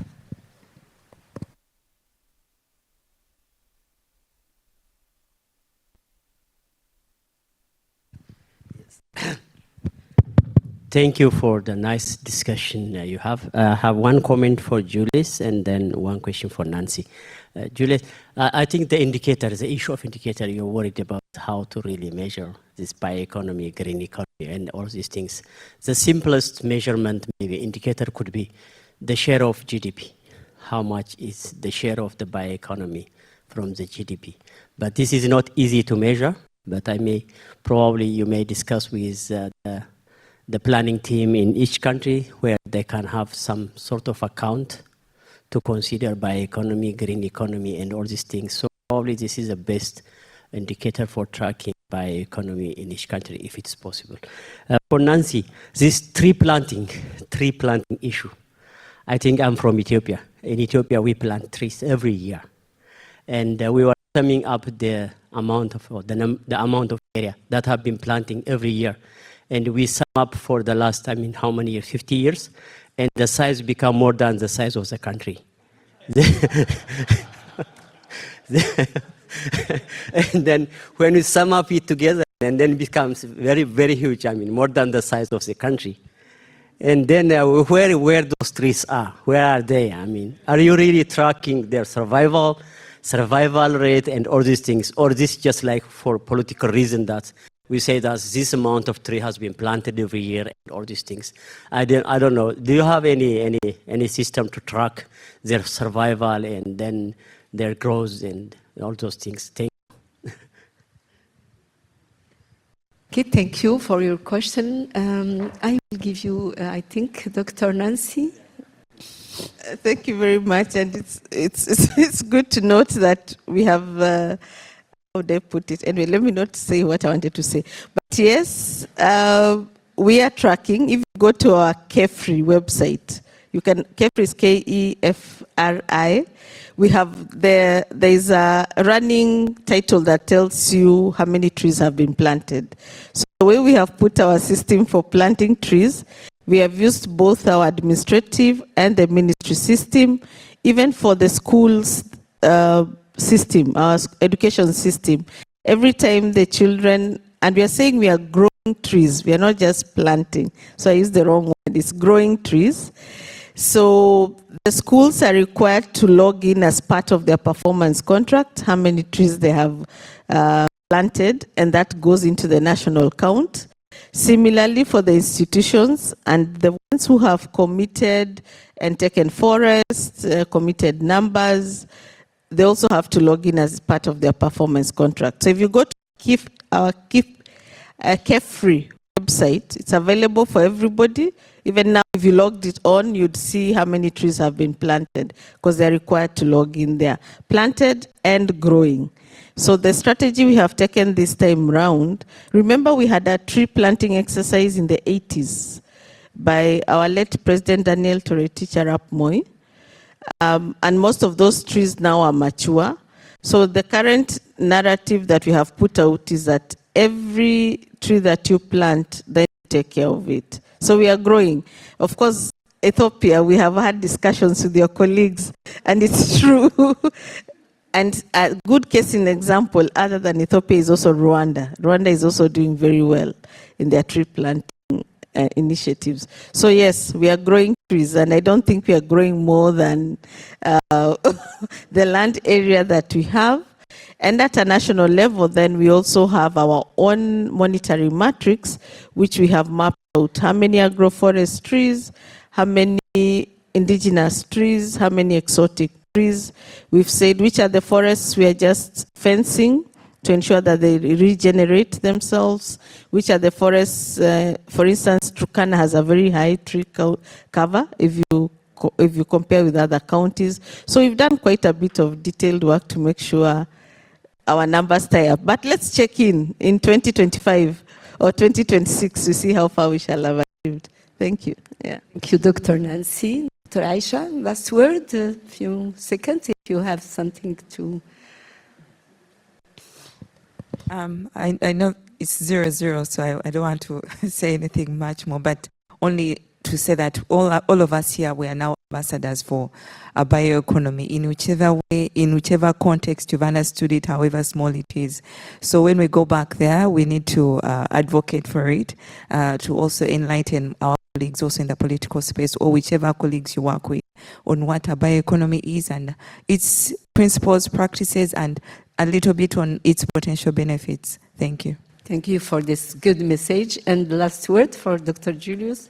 Okay, so for me, speaking from Aisha, let's integrate bioeconomy in all our relevant development strategies. I think it's a good thing for the future.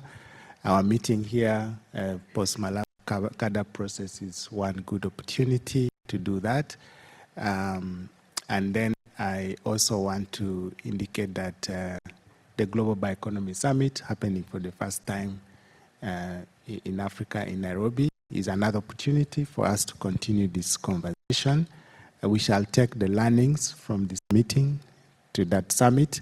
And another opportunity which is coming up next year, when South Africa takes on the presidency of the G20, there will be continuing discussion on the G20 Bioeconomy Initiative, which has been started by Brazil.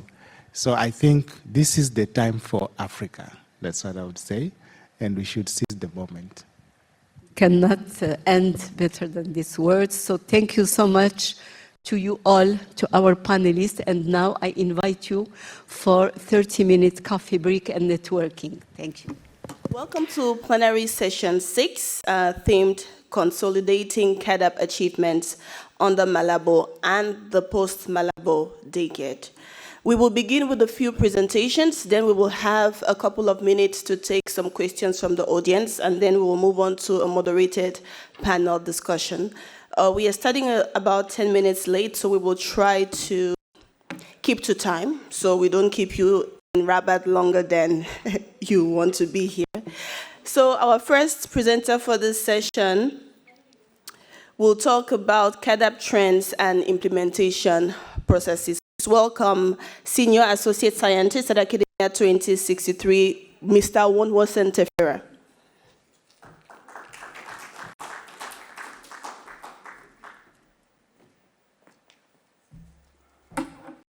Hello, everyone.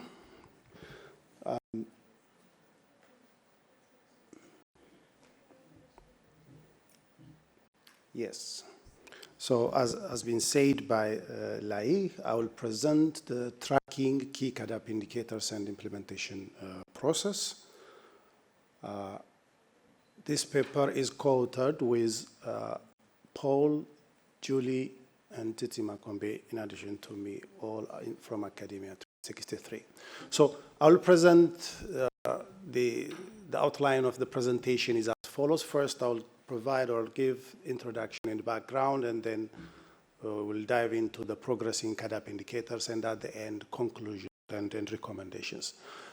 So as brief background, as has been said since the first day, the author, serves as the official CAADP MND report. This 2024 ETHOR is the 16th edition, and in every ETHOR, a chapter is dedicated that tracks progress on CAADP core indicators, and this tracking is done based on indicators, and since the Malabo Declaration, ReSAKSS tracks and reports progress made in CAADP using the CAADP result framework. And in this CAADP result framework, it combines a logical flow of 3 levels of results from input to output and outcome, and a number of indicators are available on those 3 levels, and the tracking of key CAADP indicators is reporting on these levels of 3 levels of results. And here there are 38 indicators in the CAADP result framework, and the ETHOR tracks 27 of these 38 indicators for which data is available. And this report is not only on the ETHOR, but also available on the ReSAKSS website. And there is also a considerable overlap with this CAADP result framework indicators with the BR indicators. So this reporting can also be considered as reporting on the BR indicators. The presentation here and in the ETHOR will focus on subgroups, including Africa and by geographic classification, economic classification, and so on.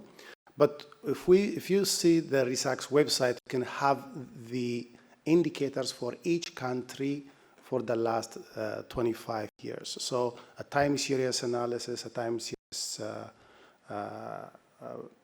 product can be found in the ReSAKSS website. But on the ETHOR, we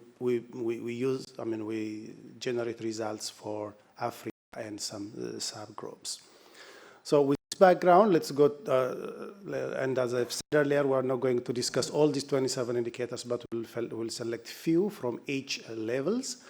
One of which is GDP per capita, and in the last 2 decades since CAADP, what we have seen is there is uneven growth observed, uneven across the different groups and also across time, where growth has been strongest during early CAADP period, and it slowed since 2008. And it has been consistent not only for Africa, but also for the different subgroups.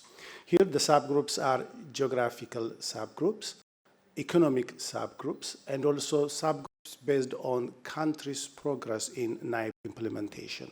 Some have implemented NIPE and some have not. Some implemented the first generation and some the second, and some both. Undernourishment, once again, the result shows that undernourishment has been increasing since the Malabo period. In the previous CAADP periods, undernourishment has been declining, but this has been reversed, and major contributing factors include climate shocks, conflicts, reduced commodity prices, and so on. The other progress that we've seen is cereal import dependency. For Africa, cereal import dependency has been increasing from 25, and then it gets steady at 30% during the whole Malabo period. And dependency has not been the same. Cereal import dependency has not been the same throughout Africa. It has been highest in Northern Africa and lowest in Eastern Africa. But in general, there is cereal import dependency, and high dependency ratio can reflect high vulnerability. In level 2 indicators, what we'd like to present here is agricultural production. And the result shows that in the last 2 decades, since 2003, agricultural value added almost doubled from around 240 billion US dollars in 2003 to close to 450 billion US dollars in 2023. Even though there is growth, the result shows that the 6% CAADP target has not been made throughout. So I was saying, although agriculture has been growing in the during the CAADP period, the 6% CAADP target was not met for Africa and also for the different for most of the different classifications, especially in the recent CAADP period. But from country point of view, few countries were able to meet this 6% target. However, many of them were not been able to meet the CAADP target in the last CAADP era. From intra-Africa agricultural point of view, the finding shows that during the Malabo period, intra-Africa agricultural trade grew by less than 50%, and we can see that this is much less compared to the Malabo commitment of tripling intra-Africa trade. In addition to that, the intra-Africa trade remained less than 20%, and we can see that this is much less when we compare it with other regions like Europe and Asia, where regional trade is more than 60%. So although there is growth still below the commitment of tripling intra-Africa trade. And the performance shows that Southern Africa region dominates among the among the geographic regions, while in Central Africa, the intra-Africa trade is the smallest. And in Southern Africa, it's mainly because of the contribution of South Africa that makes the performance the highest. Government expenditure is one of the indicators that we see, and the result shows that it has grown at a slower rate. Earlier in the previous CAADP periods, it was higher compared to the current, the recent ones. But when we see the expenditure, the share of government agricultural expenditure in total government expenditure, the result shows that it remained below the 10% target for Africa and the sub-regions throughout the board. From a country perspective, however, few countries made the 10% targets, some throughout the board, some in few periods, but many of the countries are still below the 10% targets. The other one is the government agricultural expenditure as a share of the agricultural value added, and the result shows that it remains small.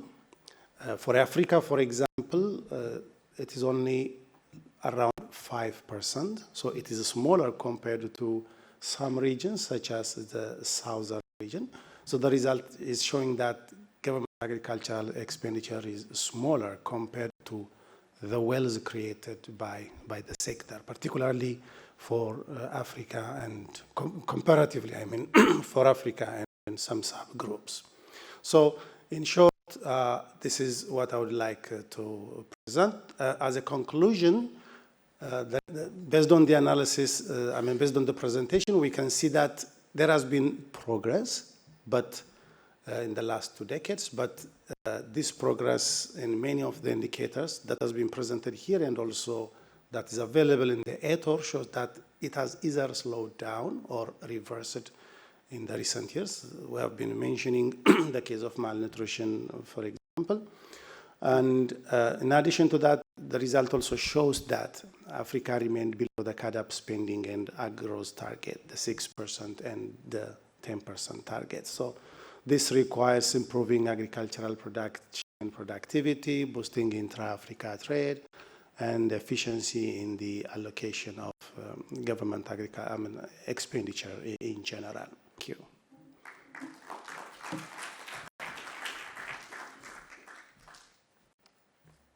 Thank you, Wanwason.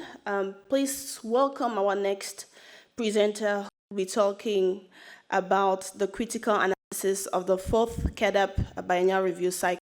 Please welcome Ms. Agnes Akwang Ogwal, CAADP M&E Advisor at the African Union Commission.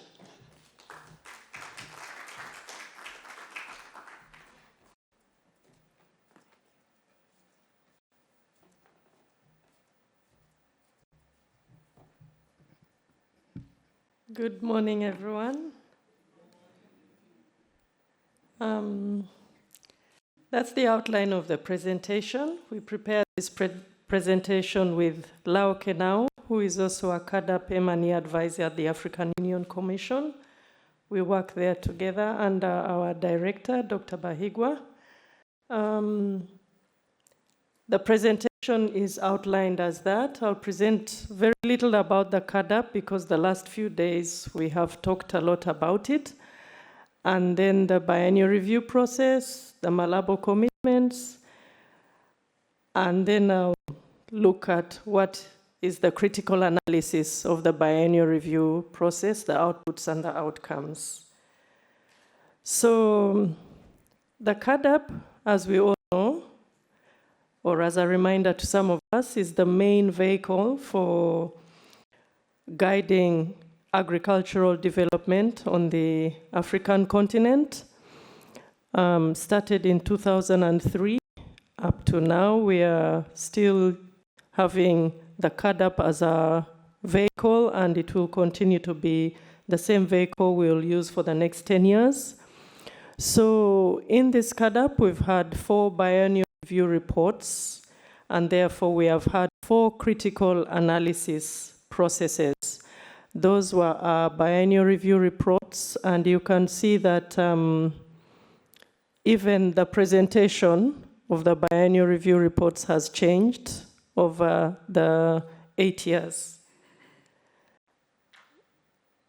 We've had 2 declarations, that's the Malabo and the Maputo. We've had 4 biennial review cycles, data for 8 years, and those reports. And those are the years in which we have had them, 2018, 2020, 22, and 2024. So we have those data over the years, and some of the indicators as presented by my previous, by the previous presenter are captured within this process.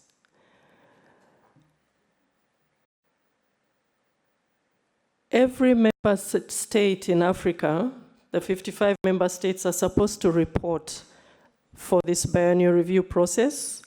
And every time there is a cycle, we encourage member states to report. And these have been how we've been able to report, from 47 to 59 in the 3rd biennial report.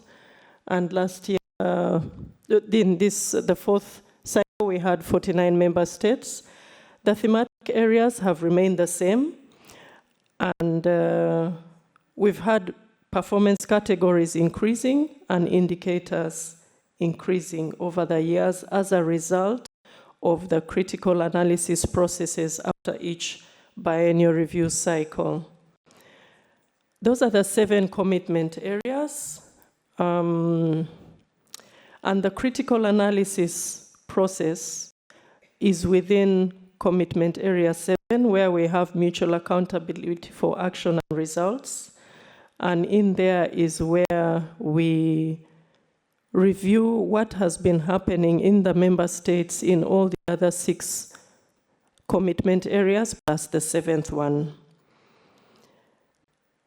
What is the purpose of the mutual accountability process? Is that we would develop mechanisms for Africa to put together knowledge and data so that we can provide evidence for better planning and implementation of the CAADP agenda.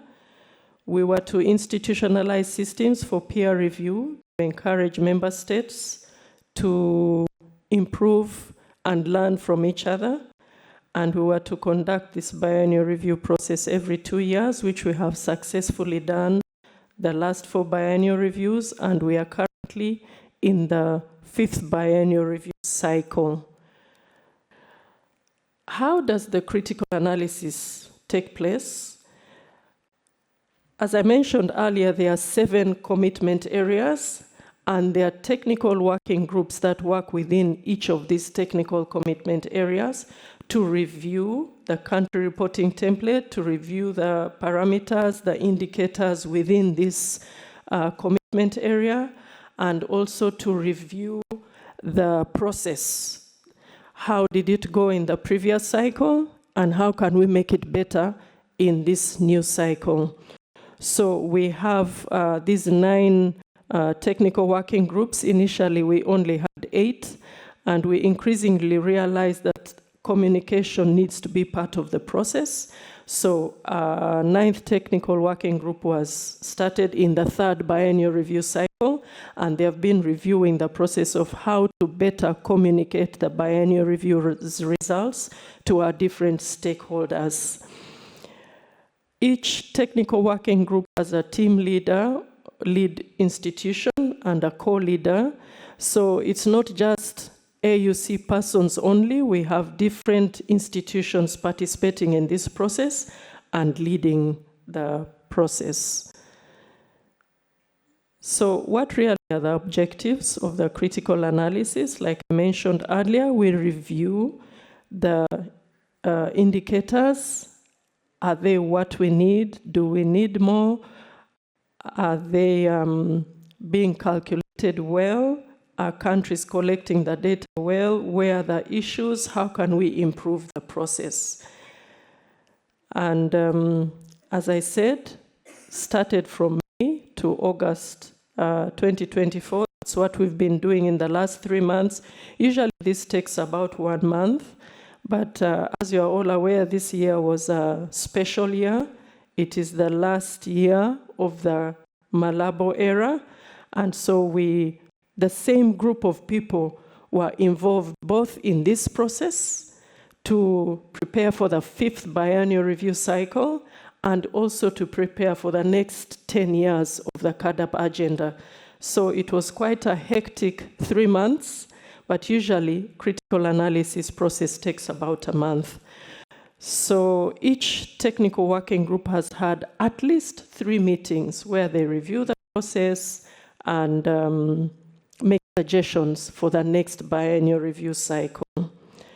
So, like I said earlier, from tomorrow and the 5th, we will present our findings from the different technical working groups. And we will focus on how to make the 5th biennial review cycle better. And we will keep our ideas for the next 10 years for next year, when we have enough time to review all the 5 biennial review cycles and see how to make them better for the post-Malabo agenda. So, what changes have happened so far in the 4 biennial review cycles? We've had, the first biennial review cycle had Excel sheets to work out all the data, but with support of academia, 2063, that platform was digitalized. So now member states can input data in real time into the system, and it is easier to calculate all the results based on that. We've developed a communication toolkit that came out of the 2nd biennial review cycle and was used greatly in the 3rd biennial review cycle. I mentioned about the addition of regional experts. So each REC has somewhere between 5 and 15 people from universities, from research institutions, who support the REC to work within the member states in their regional areas through this biennial review cycle. In the 3rd biennial review cycle, we also introduced reporting on the AU decisions. There are 10 AU decisions that are related to agriculture, and that is also now part of the biennial review report. And all these things have come out of critical analysis processes over the years. So the critical analysis process is a key activity within the biennial review cycle. Also, in the 3rd biennial review cycle, we introduced a chapter in the report that is related to the African Union theme of the year. For example, in 2021, it was on the Africa food systems. You will recall that in 2020, 2021, we had the UN Food Systems Summit. And so this was the focus for 2021 report. And the 2023 report was focused on trade. these are the outputs of the critical analysis process. We have 4 key outputs. We have technical guidelines that have, so the output will be an updated technical guideline based on what has come out of the discussions, an updated country reporting template.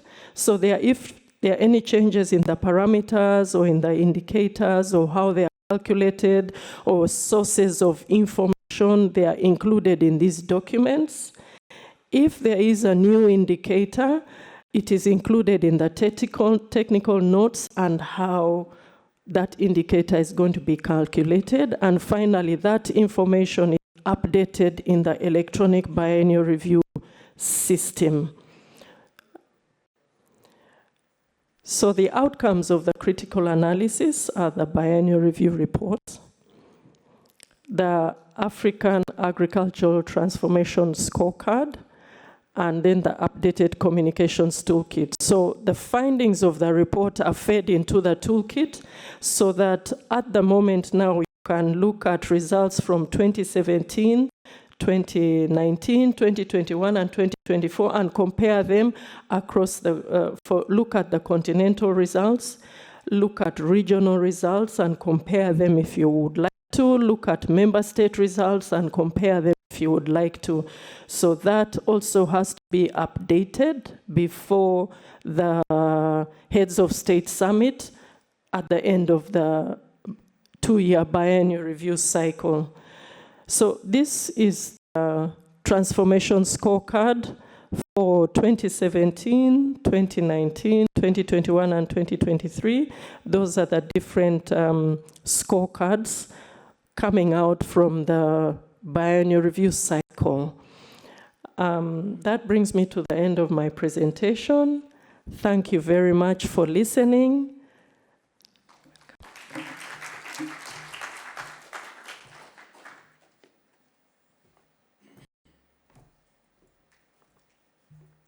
Thank you very much, Agnes. And now we'll move on to our final presentation on the status and progress in the post-Malabo development process. And who better to tell us about this than the post-Malabo process coordinator himself, Dr. Hamadi Diop, post-Malabo development process coordinator at the African Union Commission.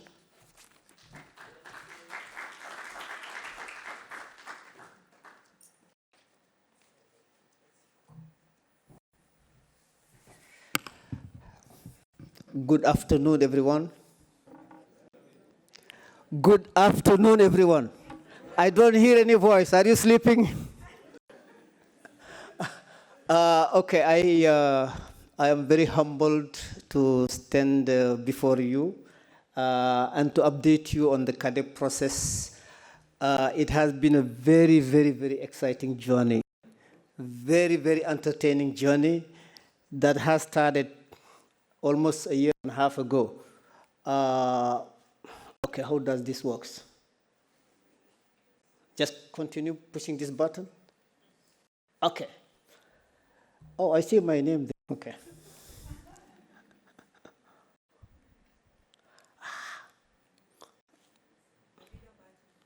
I'm hitting the middle button. Okay, nice working. Okay, sometimes we are challenged. So let me maybe just give you a few updates on the journey we have engaged in since 2003. CAADP is not new. It started in 2003 in Maputo. In Maputo, member states agreed on 2 things. We need to feed our people. We need to have food security. For that to happen, we needed to increase our production, our productivity, agricultural productivity growth by 6% per annum. But for that agricultural productivity growth to be sustained at 6% per annum, we needed to allocate 10% of our public expenditure into agriculture. Simple. They pushed the agenda for 10 years. But during those 10 years, there were a lot of good lessons that we have learned. Agriculture got elevated in the profile and the agenda of the African Union and in many African countries. Secondly, countries start planning. So if you have to take one lesson from Maputo, is a strengthening of planning systems. So countries develop what they call national agricultural investment plans. Regional economic communities develop what we call regional economic investment plans. And this is something you don't hear much because we focus a lot on the negative. About 28 countries were able to complete the whole process and leverage the fact that they have those investment plans and went to the Global Agricultural Food Security Program and mobilized funding and implemented their NIPes. So that's the key lessons we learned from the first decade. So moving from the second decade, based on those lesson learning now, and the fact that countries have strengthened their planning systems, there is a fundamental question we were asking ourselves. Did we do enough? Then we said, okay, during the second decade, let's see whether we can push for implementation. Not only implementation, but implementation and strengthening of implementation capabilities. So the second decade was mostly focused on implementation, and implementation capabilities. But at the same time also we broadened the scope. We broadened the scope of agriculture. So we went from 2 commitments. Everybody talks about 7, even myself, I put 7 commitments there. But in reality, if you read the declaration, we have 8 commitments. And the 8th commitment is the one at the bottom, strengthening the AU systems. So, but for the sake of consistency, since over the last 10 years I've been talking about 7 commitments, let's keep it at 7. So, the innovation we brought into Malabo is to go beyond just agriculture, but start looking at how we can link agriculture to economic policies. Then we start talking about ending hunger, eliminating poverty, economic growth, etc., etc. So those are the 2 major critical things we did over the last two decades. Now, moving forward, when we talk about the CAADP process, we did not start yesterday. So in March 2023, the AU institutions came together in Nairobi. And they start asking themselves questions, reflecting about what has gone well, what has not gone well, what are the areas we can improve on, what should be the critical things that we can do. So basically, during this meeting here, in March 2022, I cannot see this thing to work, but anyway, it's not a problem. So in Nairobi, they start doing all those reflections. Then from Nairobi, we said, okay, it's not just good to be in a bubble and do our own stuff. Let's open it up. So thanks to Fauzia, who is here, we were invited to come to Casablanca. So we had a big meeting in July 2023 in Casablanca. And during that meeting now, we opened up basically the participation. We invited some development partners. We invited some key constituency. And we asked them, okay, this is what I was thinking for now. What have we missed? What other things that we can add to the discussion? So we started now putting together a kind of a roadmap in terms of how we're going to move forward.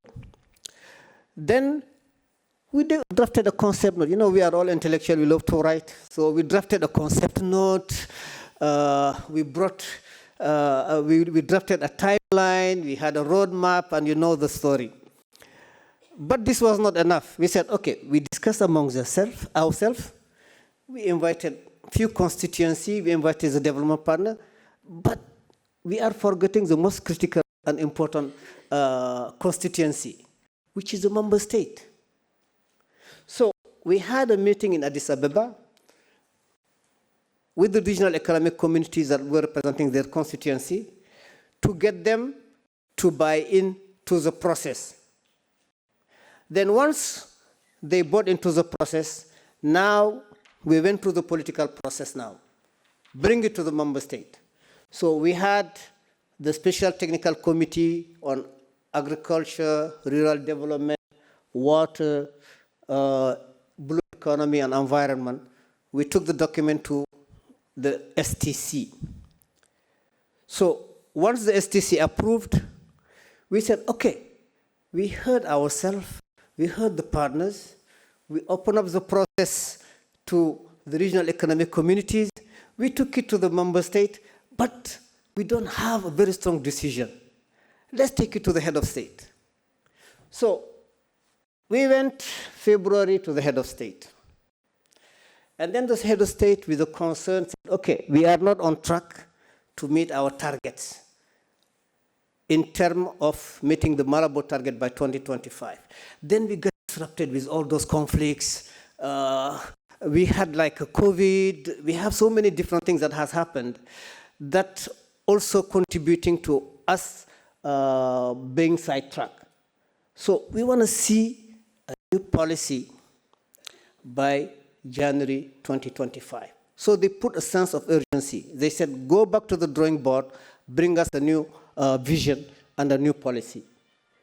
And that's why in March 2024, because we have the mandate of the member state, we launched the Post-Malabo process.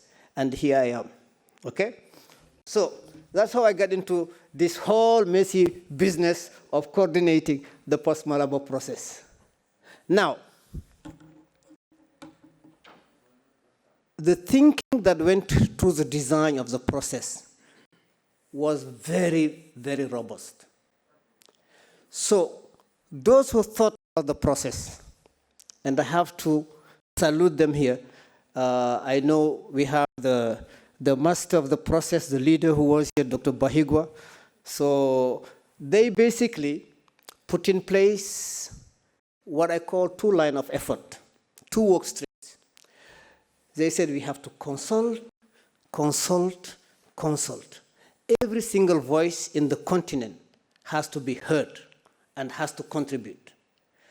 But whatever we do also has to be informed by evidence. So they put two lines of effort and they call them work stream. The names are not very sexy, but they call one regional consultation, engagement, and dialogues that will be led by the regional economic communities. Then they put another one, they call it research and analysis, organized under 13 technical working group. So one process was supported heavily by USAID Policy Link, and the second one was supported by Academia 2063, I'm sorry. So in addition to these two processes, we said, okay, how about if I want to contribute and my voice will not go through these two processes? Because one is by the regional economic communities, but I may not be invited. Or the other one is those academics sitting among themselves doing their modeling in their bubble. I may be scared even to attend those meetings. How can I contribute? So we open up the process and we said every single person who wants to contribute can submit a memorandum. Whether you are a group of individuals, whether you are an individual, whether you are a civil servant, whether you are even a donor, we say whoever wants to contribute.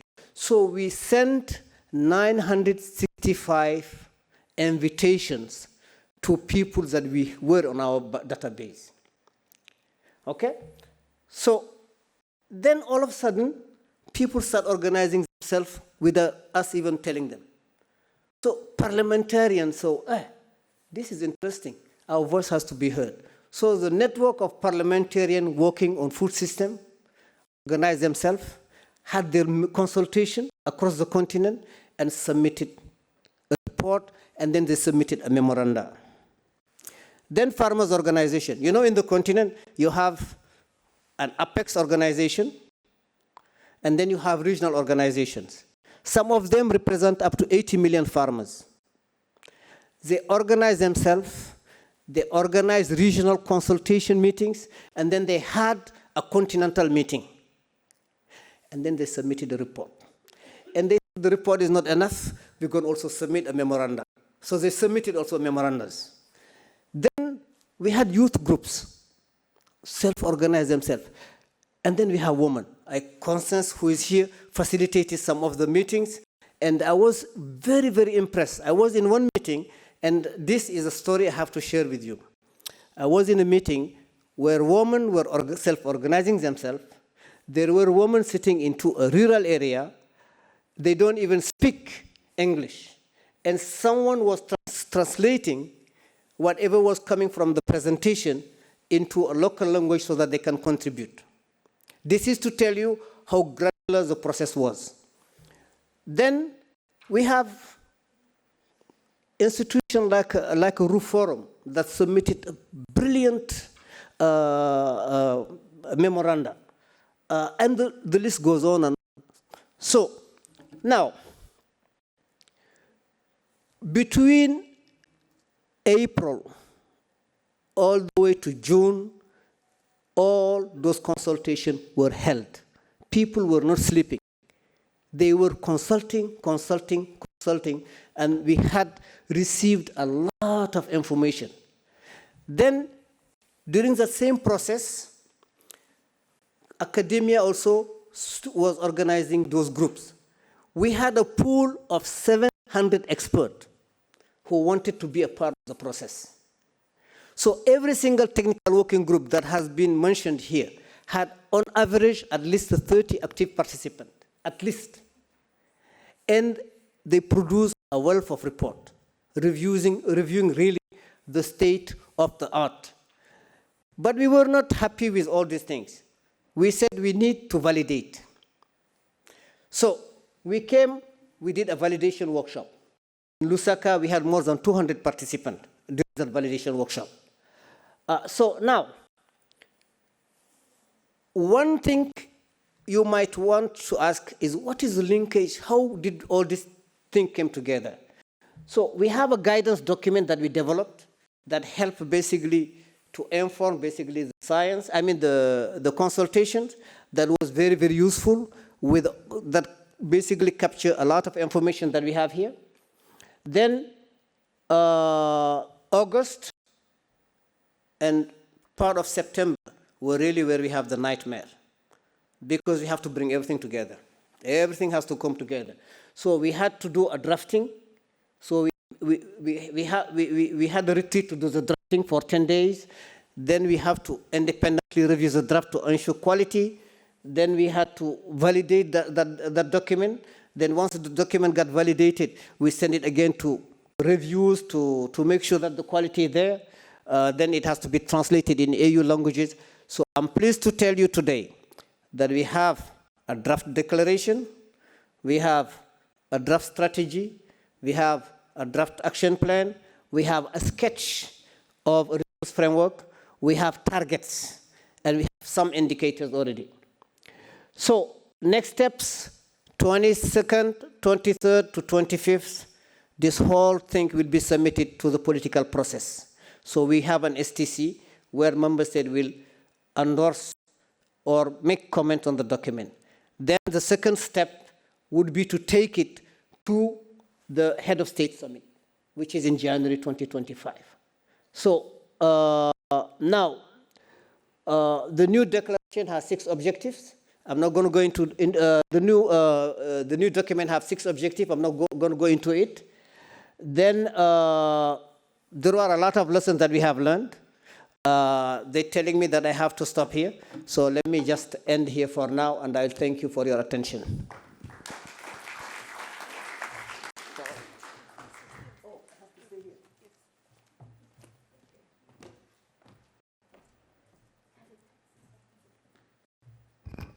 Thank you, Hamadi, and I will now quickly invite Wonderson and Agnes to join us on stage.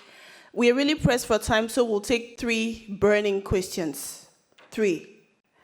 And then we'll move on to the panel.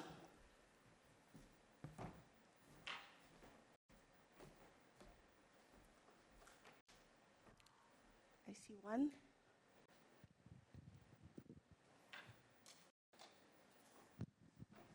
Thank you so much to the presenters. Just one question for what was said. You highlighted that the dependency on cereal imports increased over the years. I was just wondering the impact on from the Ukraine-Russian war, where we had to import a lot of wheat from there, and the data still shows we're still trying to import, and I was thinking that possibly African nations had come up with some sort of strategy to get substitutes to that, maybe using staple crops here. I don't know if you have found something that can highlight on the progress made there, and also from what you reported in your chapter, how best do you think we can reduce that dependency on cereals in Africa? Thank you. Importation of cereals. Thank you, Aisha. We have one here. One listen, not the question.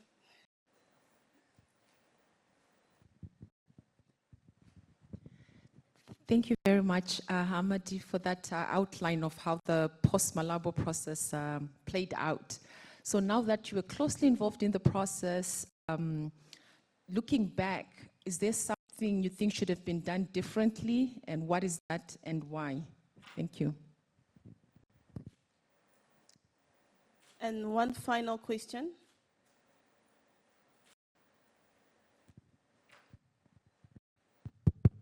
Merci beaucoup aux communicateurs. Ma question concerne la première présentation, l'état d'implication l'état de la contribution du secteur privé. On a vu pour le secteur public, mais en termes d'investissement, de dépenses, serait intéressé de savoir qu'en est-il par rapport à la contribution du secteur privé au cours de la mise en œuvre de Malabo 14-25. Ma seconde question, c'est les difficultés liées au renseignement des indicateurs par rapport à la revue biennale. Est-ce que dans le processus qui est engagé pour l'agenda post-Malabo, on a pris le soin de tenir compte de ces éléments pour ne pas prendre de risque d'avoir un cadre de résultat global qui n'est pas très bien renseigné par les pays? Ça ne sert pas du tout. Je pense que c'est bon de regarder si ce n'est pas le cas. Merci.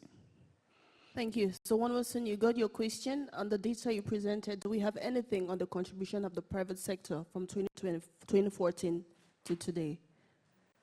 And then Hamadi, you got the second one, right? What are we doing about the indicators to ensure that the member states have sufficient support to input their data as we're transitioning to post-Malabo?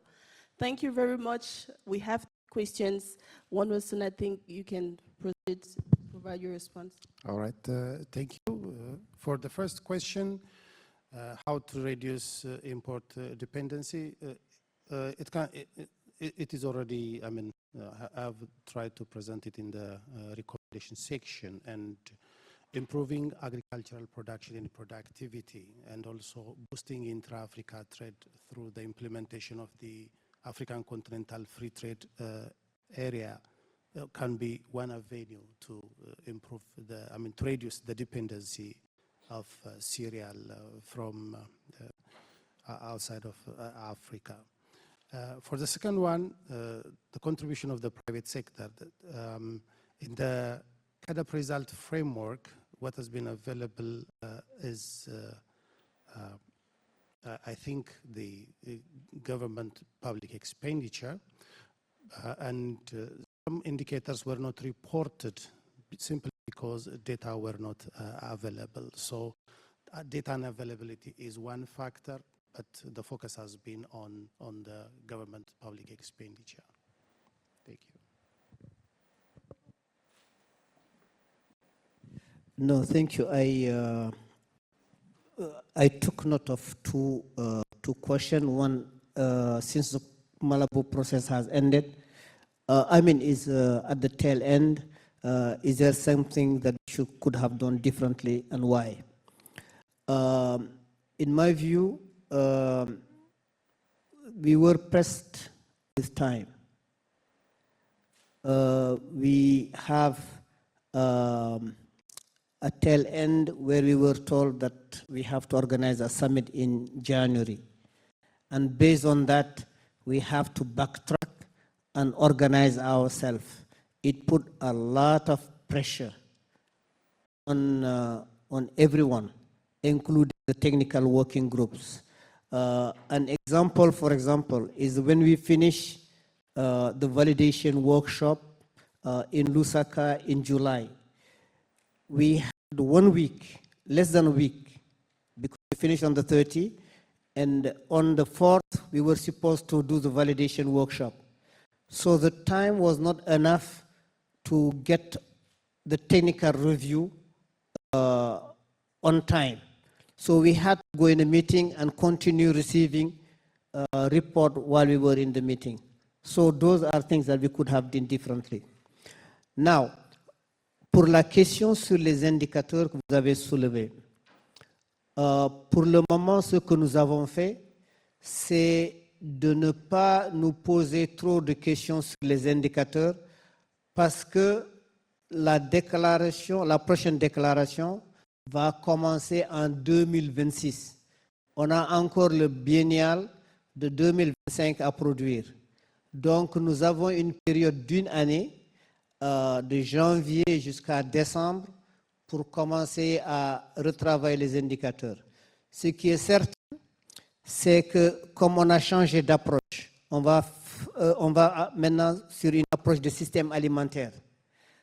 À cause du fait qu'on va avoir une approche sur le système alimentaire, on a moins d'objectifs, on en a 6 maintenant. On doit avoir aussi des indicateurs qui doivent être renseignés pour être en adéquation avec ces objectifs. Donc c'est ça la vision qu'on s'est mise, qu'on a retenue. Il y a eu beaucoup de leçons qu'on a apprises avec le biennial. Il y a beaucoup d'indicateurs qui étaient très ambitieux, qu'on ne pouvait pas renseigner correctement. Et tout ça, ça va être rectifié. Donc je m'arrête là pour le moment. Merci. Thank you very much, and we'll come to the end of the presentations. Please join me for a photo before you take your seats.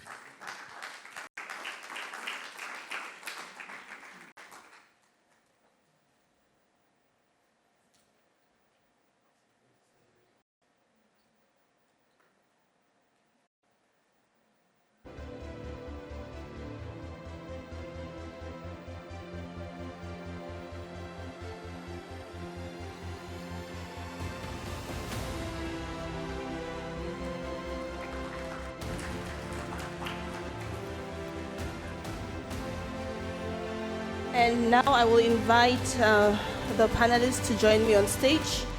First up, Research Fellow and BR Expert Trainer, Department of Sustainability Studies at the University of Ibadan, Dr. Olawale Emmanuel Olaide, also known as Wale. Next, we have the Head of Division, Food Security Department at the Arab Maghreb Union, Ms. Fauza Shakiri.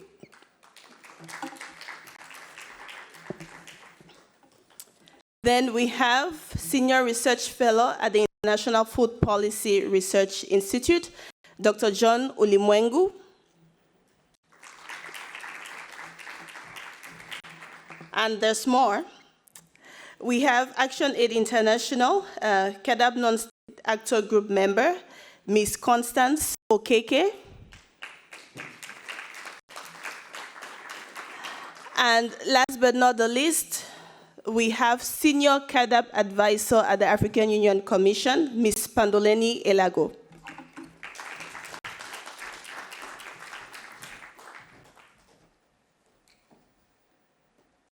So this is the final panel discussion before we close. So I hope we're going to bring it and finish on a high note so we leave everyone feeling happy. I think I'm going to start with Wale. So you are a recognized CAADP expert, and notably when it comes to implementation of the biennial review since its implementation. We've had 4 cycles so far.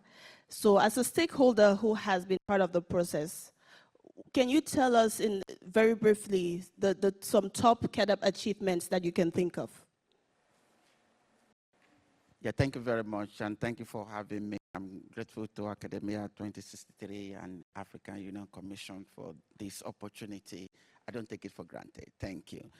As somebody who has been in the process since inception, I think we started the first meeting November 2016 in Nairobi, I recall, and up to the date, a lot of things have emerged as a way of making progress in this field. For instance, it was the first, as we know, that we started from Maputo to Malabo. In the era of Maputo, we didn't have the BR process, so the binary review. So that was a great improvement over Maputo, now talking about Malabo. As we were working towards developing the Malabo and moving towards the post-Malabo process, we were able to reflect back on these 2 decades to say what are we going to do in the next post-Malabo era. So we have achieved a lot in the BR that we have with electronic platform, as Agnes mentioned.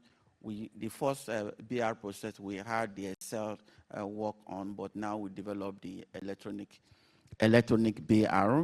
And also, we have the scorecard that was developed for every country to monitor their progress.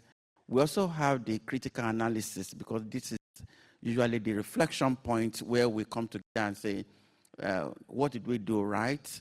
What area can we improve? What are the challenges on the way? And what are the resources we need to improve on the process? I think this has helped us as a continent. If there's any program that I'm aware of that is inclusive and it is collaborative and it is transforming, it is the CAADP process that has passed through 20 decades and it's coming out stronger going to the 3rd decade. And the agenda that looks on the process of the Agenda 2063 and is broken down into every decade of progress. So for me, having been part of the process since inception, I would say this is the most important agenda in the continent. Food is critical. Somebody said that there are 3 things that are attracted by that a brain is attracted to. First is food. The second is people that are attractive. And the third is danger. So I think food is critical, and I think we are transforming the food process as a system in the continent. Thank you very much. Thank you, Wale. I'll come back to you shortly. Madame Shakiri. So, les communautés économiques régionales sont une composante essentielle du PDDAA. Vous avez été une partie prenante assez importante de l'OMA pendant de nombreuses années. Selon vous, comment le PDDAA a-t-il contribué aux réalisations de la région, mais aussi au niveau national? Merci beaucoup. Thank you so much. I was thinking that you are going to ask the question in English. Anyway. Okay. I try to participate in English. I think that a lot have been said by my brother Hamadi when he was talking about, but from a point of view of REC, I can tell that CAADP has helped us a lot. Me, particularly, it has helped me a lot to coordinate. CAADP plays transformative roles in supporting the agricultural goals in the UMA region by fostering the regional cooperation, once. Second, increasing investment in some countries. And third, promoting sustainable practices. As you know, in our region, the countries are not at the same level of development. So for those who, there is some countries who at this time, they didn't even have a strategy or their strategy just end. So CAADP helps them to develop a strategy and an IAP. For this country, they were already, from the beginning aligned. Their strategy were aligned with the CAADP. For the other countries, or most of them, it's create, CAADP helped to create CAADP, BR, and the scorecard. I think these three tools help to create a competitive environment and motivate member states to enhance their performance, and also, and by the same way, to improve the implementation of their strategy. The last thing, and not the least at a level countries, is that CAADP has enabled the establishment of a continuous monitoring system. It helps a lot because, you know, each 2 years they have to collect and analyze data. And this never happened before CAADP. Before CAADP, it was 2, 4, 5, maybe 10 years. Now, each 2 years, they have to collect and to analyze data, and this is very helpful. Helpful for maybe rectify or address abnormalities. Also help the decision making and decision maker, and I think also there is I think for the countries I can stop here, but for a regional I can add something for regional level. For regional level, it improve a lot the regional cooperation and help to highlight. It could help also to highlight complementarities among member states, especially at a value chain level. And if we can do that, we can.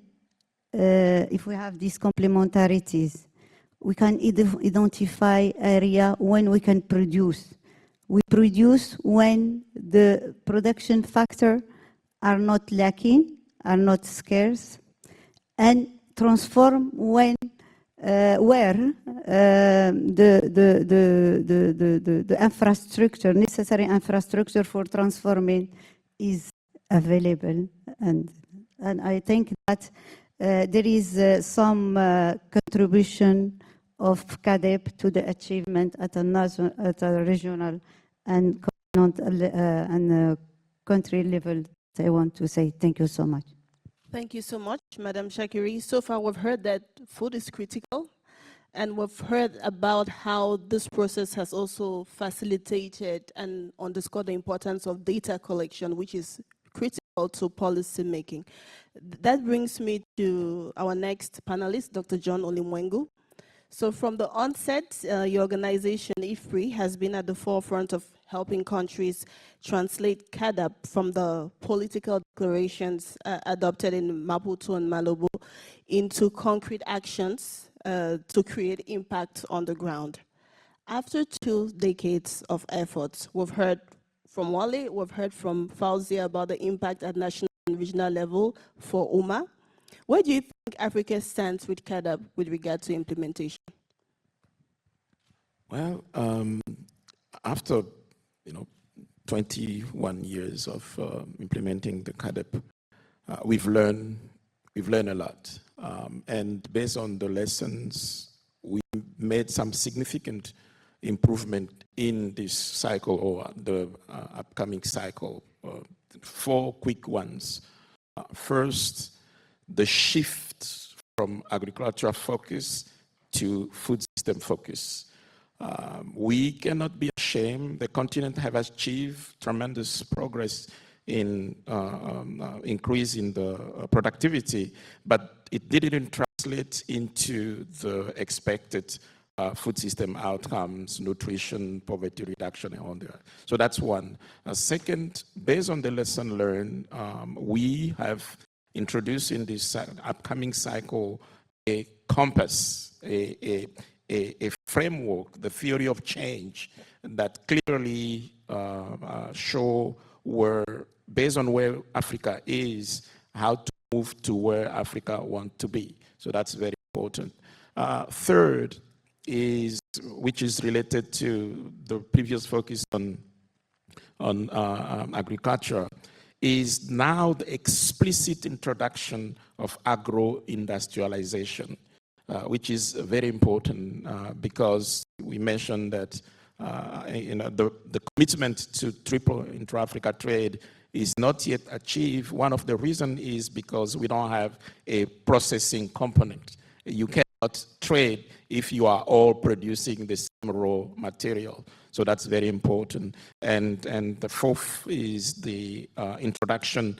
When you look at the 6 strategic objectives of the upcoming implementation cycle, there is one on policy and governance because we tend to take it as granted. So in addition to the usual mutual accountability and so forth, we added the issue of policy coherence and the fact that you need an optimal governance structure to lead, to oversee the food system transformation across the continent. So I'll stop here. Thank you. Thank you so much, John, for highlighting those 4 key contributions. So I'm going to come back to you shortly, but first let's hear from Ms. Constance Okeke. You are an active member of the CAADP non-state actor group, an independent body that has been self-organizing to keep the flame of mutual accountability burning. From that angle, but also based on the advocacy work you are involved in, is there anything meaningful to you that CAADP has achieved? All right, thank you so much. I'll first of all start with the issue of the CAADP non-state actors group. It's a platform of non-state actors of diverse group where you have non-state actors from Southern Africa, East Africa, ECOWAS, youth group, farmer organizations, smallholder women farmers, media, and the private sector, coming together to have one voice and aim just to promote the CAADP. Because over the past 2 decades, with the entrance of CAADP, we felt that it was an opportunity to push issues of agriculture to the front burner and create an opportunity where citizens are able to also make input into the whole process of policy making in agriculture. And we've started organizing, and we realized that staying out of the space wouldn't help anybody, but being at the forefront of the process. And what the CAADP has done is that it has created an opportunity for more involvement of the non-state actors, more especially the voices of smallholder farmers. I remember over the past 2 days in this conference, somebody was saying that even now we're going to Post-Malabo, you get to some places, some government officials don't know what CAADP is. But I could tell you that the women farmers that we work with across Africa, we're the ones even in educating government officials, because as non-state actors, we felt it was our duty to ensure that this information is spread across, the awareness is created, because it gives us the onus to ask questions. Before now, you work to the Ministry of Agriculture, you want to get information on investment in agriculture, programs they have for women and for youth. The question is, why is it your business? You're not a government staff. Why do you want to know? Then with the CAADP as our backup, because we feel the value of the principle of inclusivity, which is one of the anchoring points of CAADP, gave us that as a backup to ask these questions. But over the years, the achievement has been that that space has been opened. We've been part of the critical analysis of all the BR processes. We've been part of the technical working groups. We've held consultations by ourselves. At times, also, we support from the different government agencies like the AUC, and then at the regional level, you have the regional economic communities, supporting our consultations. We've also gone further to realize that in our engagement in promoting the CAADP or creating awareness, a big stakeholder group was being omitted, which are the parliamentarians. So we started the process of asking questions and wondering why the parliamentarians were not part of this process, because normally when we do our analysis of the CAADP biannual review reports and looking at the issues of the country implementation, we go back to the parliamentarians to interface to say, there are gaps here, we need to do this to increase investment. These are issues of smallholder women farmers. You need to legislate, you need to push for more increase in investment. And then there is a CAADP, which is an overarching guide for agricultural development in Africa. And most of them were like, we don't know about this. So we kept on briefing them. At every biannual review report released, we go back, we bring out the points. We even also share the recommendations for each country so that they would also follow up. And that has given room for them to decide to come together and form what we call the African Food System Parliamentary Network. The CNG works as a secretariat to them. We provide information, do analysis, collect data and make sure that they have enough information to engage the executive arm. So for us, we think that's a good, improvement. Again, while most countries might not have reached the desired 10%, another thing we also have tried to achieve with the CAADP process was to say, even when you're not getting to 10%, the little allocation you are doing, where are you putting the money into? And how far do you go to releasing these funds? Some countries will tell you they are doing 10%. In actual, they don't release even up to 5%. And when they don't release 5%, there's no way you'll achieve your targets. So as civil society group, we've managed to be able to interface and push, demand accountability, and at the same time also live up to our own expectations by making sure that we live to our own commitments, creating awareness, building capacity. But then it's not been enough, but we keep doing what we are doing to make sure that we push this agenda forward. Thank you. Thank you very much, Constance. We're delighted to hear that there is definitely more involvement from the CAADP non-state actor stakeholders group. I'll now move on to Pandoleni Elago. You serve as a senior CAADP advisor at the African Union Commission, the organization that has been leading the process of crafting a new CAADP strategy for the next decade, 2026-2035. From that exercise, what are the main achievements you can highlight? Thank you very much, and happy to be here.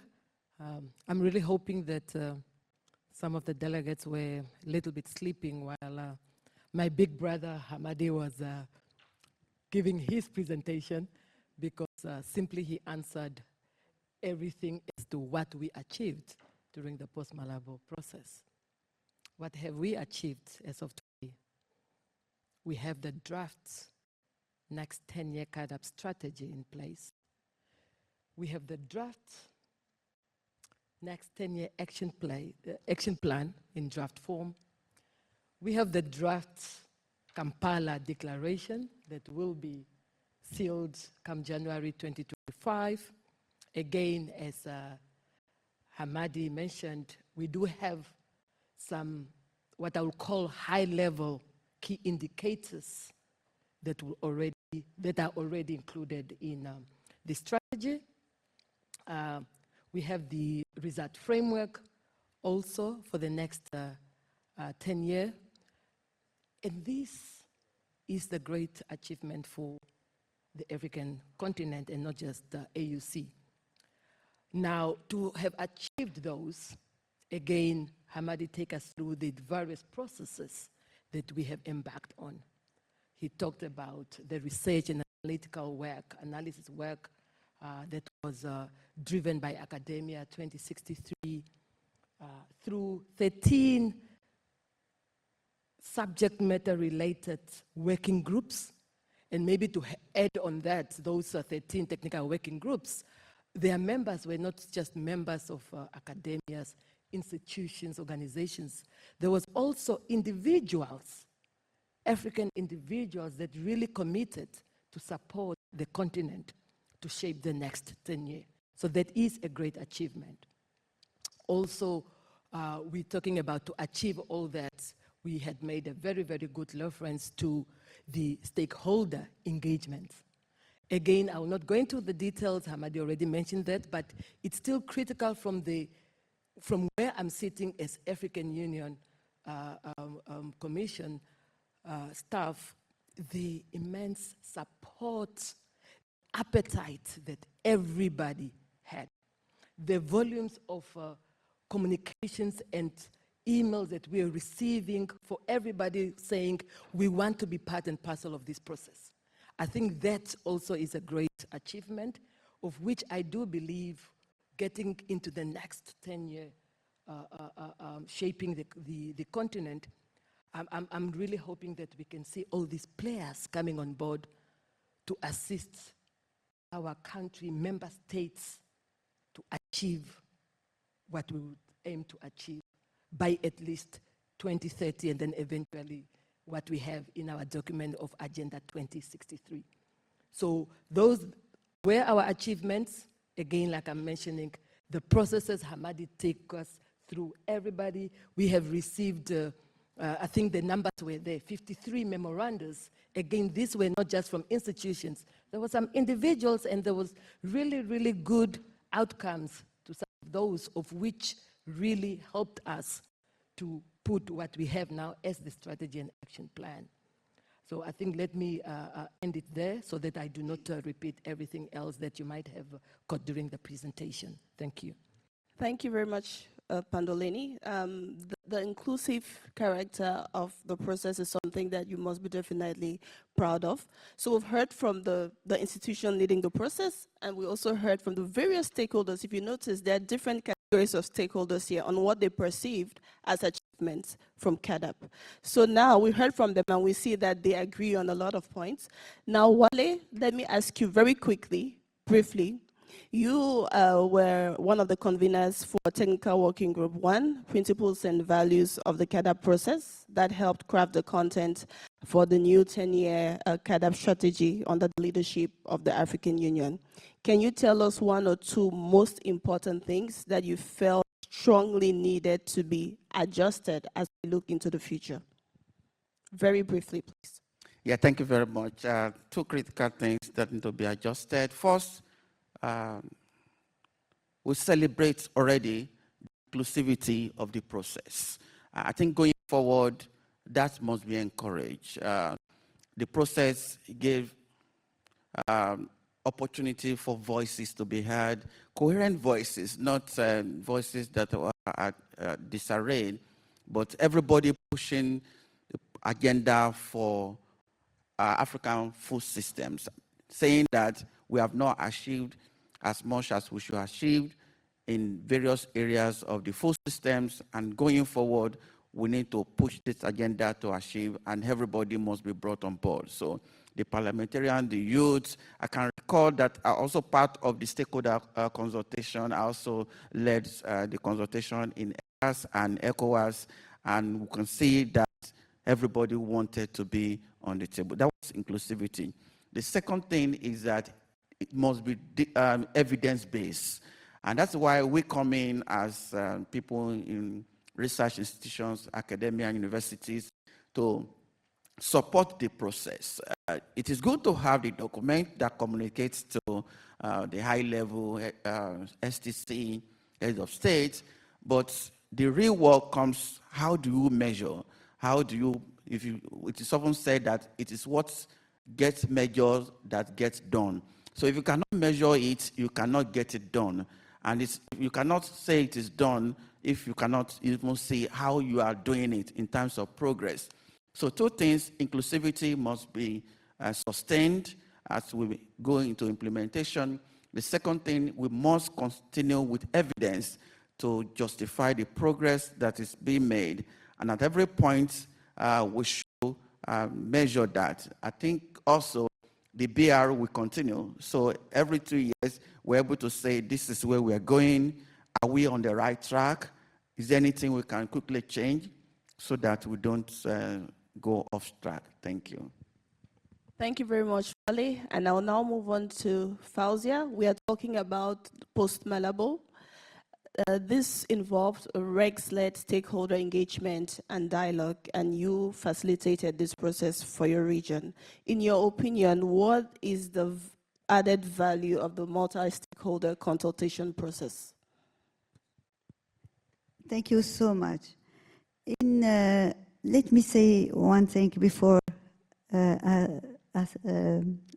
the question. I was not in the Malabo when they were preparing. I was not there. I didn't participate. But for the post-Malabo, we participate. And I just want to say that I'm really proud of being part of this process. Really, a very, very good job have been done. For me, the added value, the value added of the stakeholder or multi-stakeholder process lies to its inclusivity. Involving all these stakeholders, government, farm organization, non-state actor, youth, women, all these stakeholders is just not, no one is left behind, first, and second, it's help us to take all needs and aspiration of these stakeholders. That's the first thing. The second thing is the ownership. Now I can say we can say that we are quite sure that we will not anymore talk about ownership or domestication on what we have a lot discussed in the Malabo.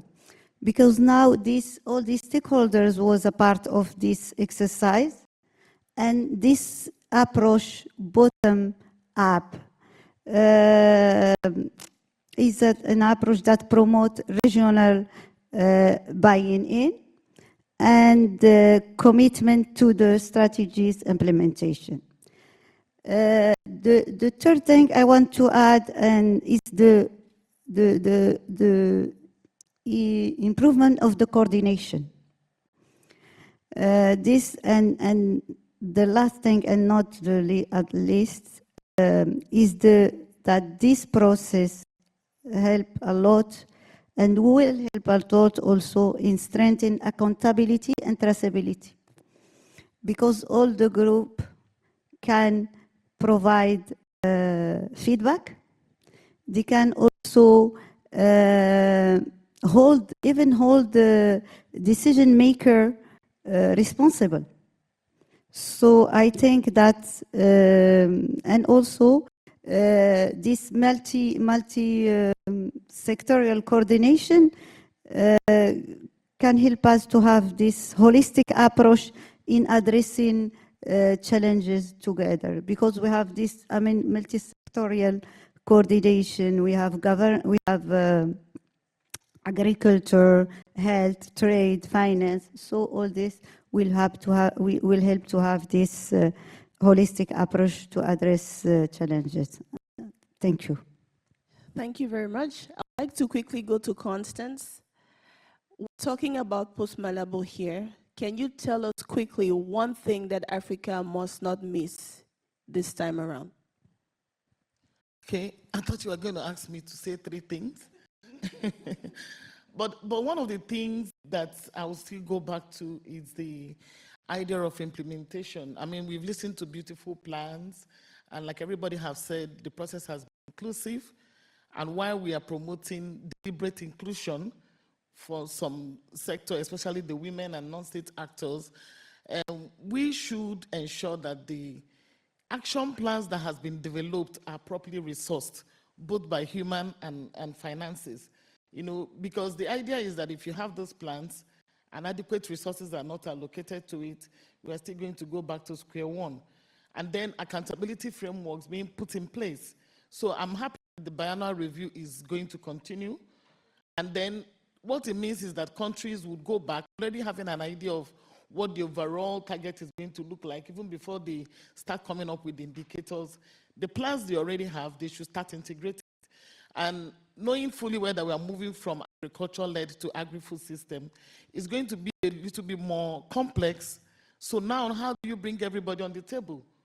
I was telling Dr. Godfrey something, I think it was 2 days ago, that as a part of our commitment to promote these processes at CNG, in Nigeria, we had a consultation of stakeholders talking about the next BR cycle, but also introducing the Post-Malabo agenda, letting the other sectors like the Ministry of Health, Environment, and the rest know that they have a role to play. The budget cycle is coming in. They need to put some of the action plans into their plans so that it's not left out to only Ministry of Agriculture as usual, because everybody, every hands needs to be on there.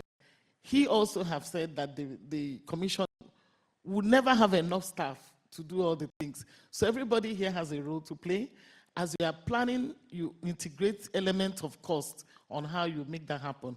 And last but not the least, non-state actors' inclusion must be structured, deliberate, and planned. Not just, we want you to be here. Academia 2063 has really lived up to the expectation. They've always started giving us voice. Even where they have other events that is not solely their own, they provide opportunity for us to be there. We need the support because we play a major role in ensuring that this process touches the people. Thank you. Thank you so much, Constance. And now I'll come to John. John, as the convener of Technical Working Group 10 on CAADP Theory of Change and Results Framework, can you tell us one thing that you strongly feel must be changed or adjusted as we look to the future? Well, one thing.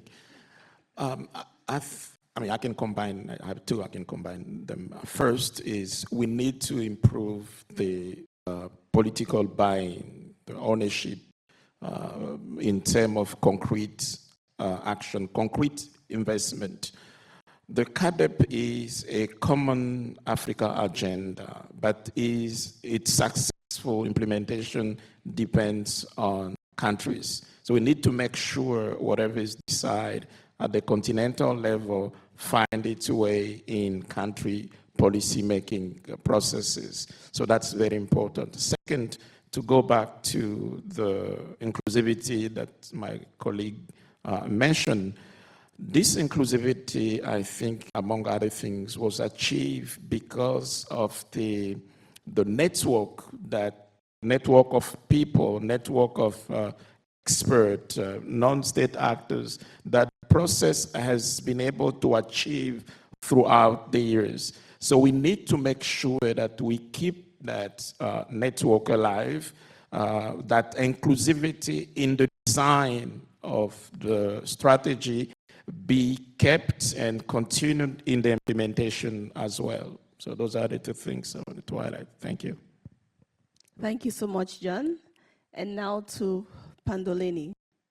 Are there any challenges you anticipate could be carried over to the next decade, and how can Africa address them? How many can I? Since you are giving everybody one. Two.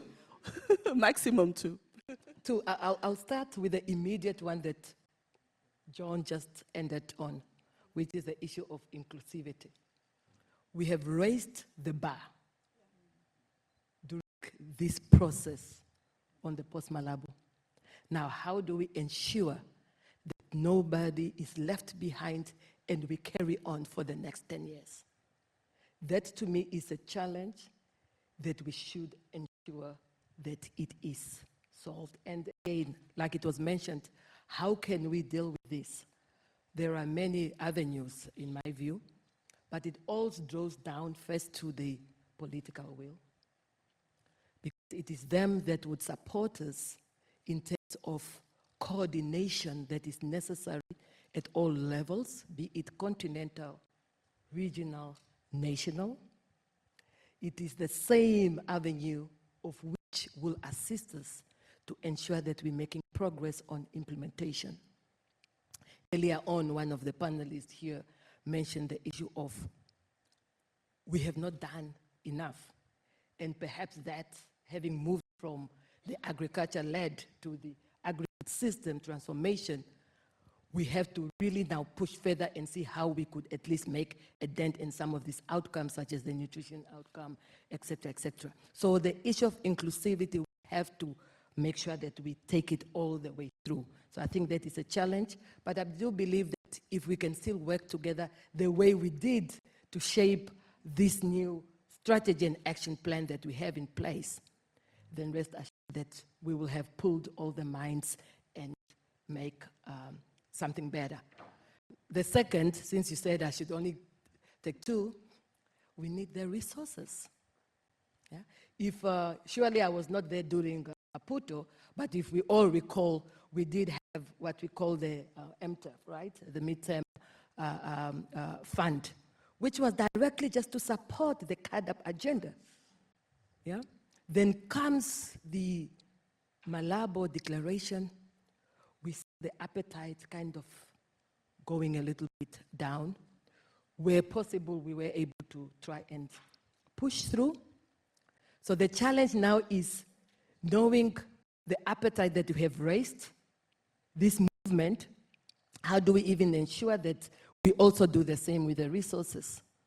Of course, we have to find a way how to strengthen national resources through the expenditure of our member states. We have to see how we can leverage from our development partners that has even supported already now this next 10-year research framework. Yeah, we have to leverage on their support. But also, continuously, we still do know for sure that the private sector, we have lost them somehow along the way. That is another challenge to see how can we bring them back on board to ensure that they support us, because the private sector can support us both, you know, financially, human resources, technical, and so forth.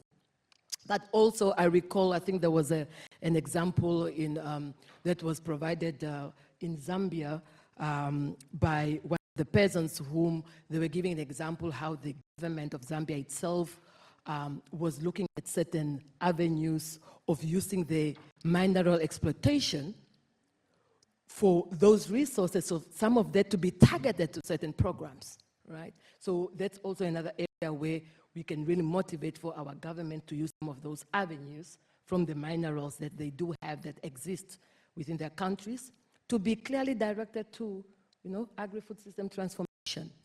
So those, in a nutshell, are more or less two specific areas which I believe is a challenge, but we need to take them over for the next 10 years.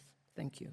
Thank you so much, Pandolini. So much to unpack there on inclusivity, resources, political buy-in, and so much more. Thank you so much for all your contributions.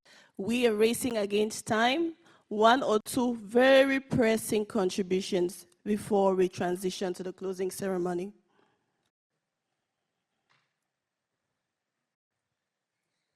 Any takers? Okay, one here, Tsitsi.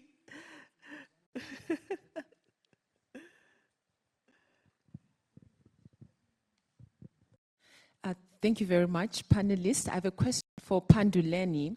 In this next 10 years of CAADP, what is AUC going to do differently to make sure that there's greater uptake of CAADP biennial review data? As you know, people have said uptake was low during this Malabo era because of too much focus on scores, maybe lack of awareness, and also for various reasons. What is AUC going to do to make sure there's greater uptake of BR data? Thank you.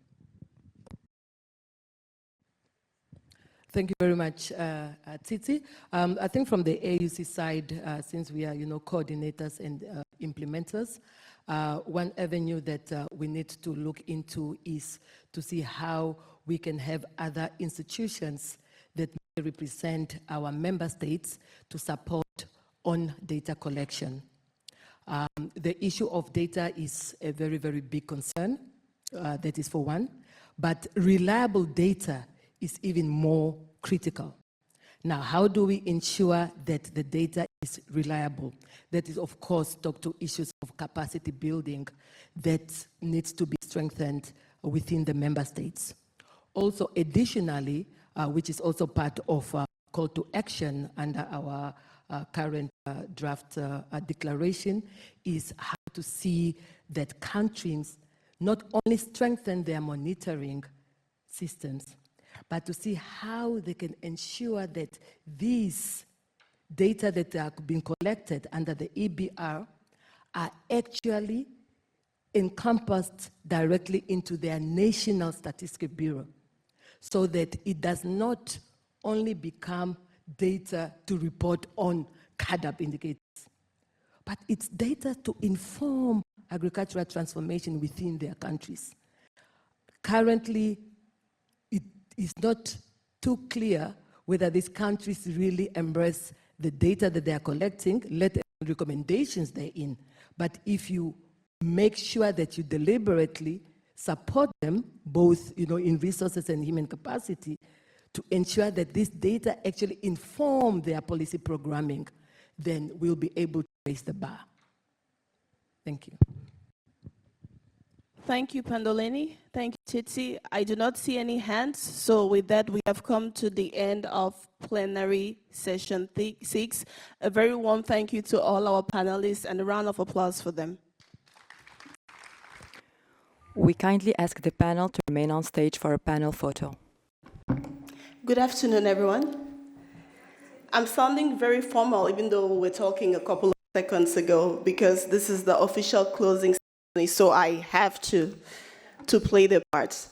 So officially, welcome to the closing ceremony of the 2024 ReSAKSS Annual Conference. It's been an exciting 3 days of rich exchange, dialogue, debates, and several questions about what a bioeconomy really means, even though we know what it means and we have the research. But it's been nice having this exchange with you. And first of all, we thank all the panelists, all the speakers, all the attendees in the room for being with us for these past 3 days and for taking all their roles so seriously and contributing to these conversations, from the side events to the presentations to the panel discussions. So thank you, and a round of applause for everyone in the room. And a special round of applause for there's a whole production happening here. You don't see them, you see some of them with their headpieces, but a lot is happening behind the scenes. So thank you to the Policy Center for the New South team for the seamless coordination. I promised you, during the opening ceremony, I promised you that this was going to be a crescendo with a big reveal on day 3, and it's time. So before we kick off the session, I invite you to look at your screen. We have a video for you. Under the weather. Africa is particularly vulnerable to the deepening climate crisis and suffers disproportionately from its effects. The recent El Nino-induced droughts and floods across southern Africa have led the United Nations and its partners to call for urgent action, as more than 30 million people across the region face the effects of severe drought. If left unmitigated, the effects on agricultural yields and productivity, infrastructure, border economic growth, and community livelihoods risk unraveling the progress made in improving food security and nutrition and alleviating poverty. How can Africa's agri-food systems be better equipped to tackle the impacts of climate change?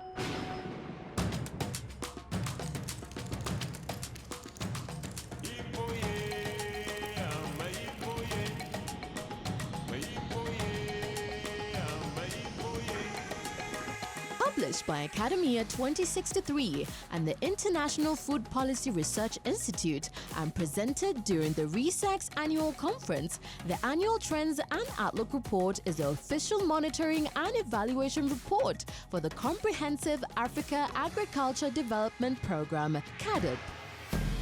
Building on the political momentum for Africa's converging climate change and bioeconomy agenda, the 2024 Annual Trends and Outlook Report provides an expanded body of knowledge to inform an important effort that seeks to renew the overarching policy framework of the African Union.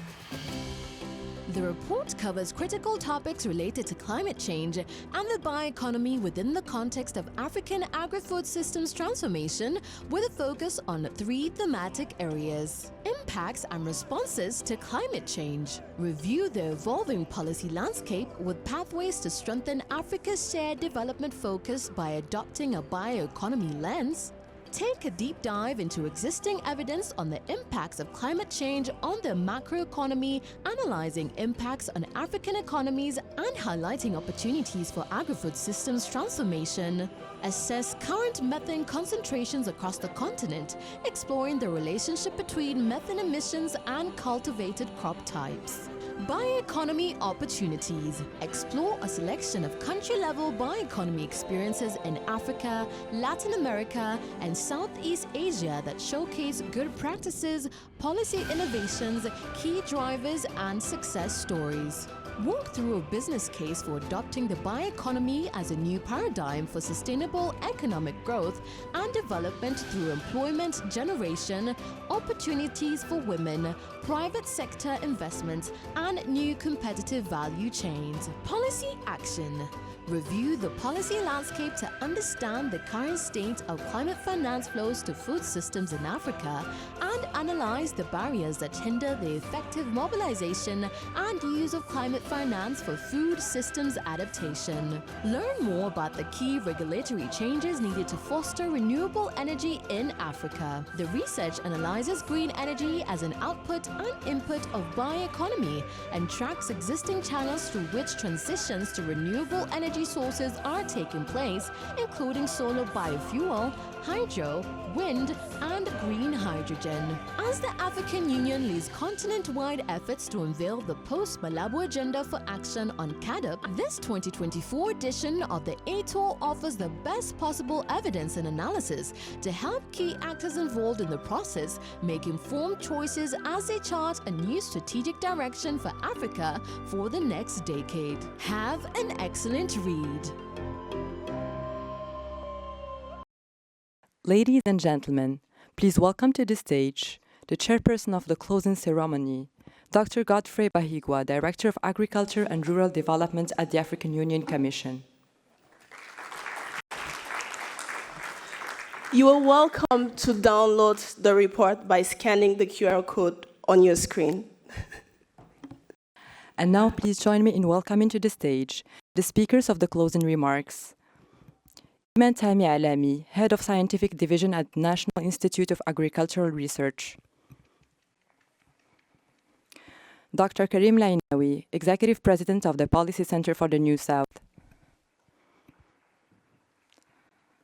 And Dr. Usman Badian, Executive Chairperson of Academia 2063.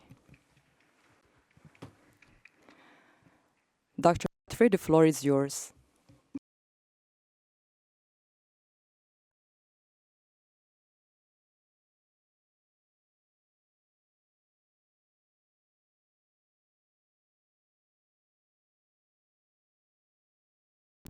Ah, okay.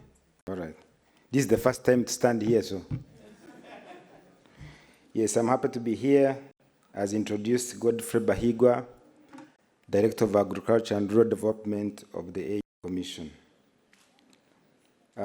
Eventually, all good things come to an end.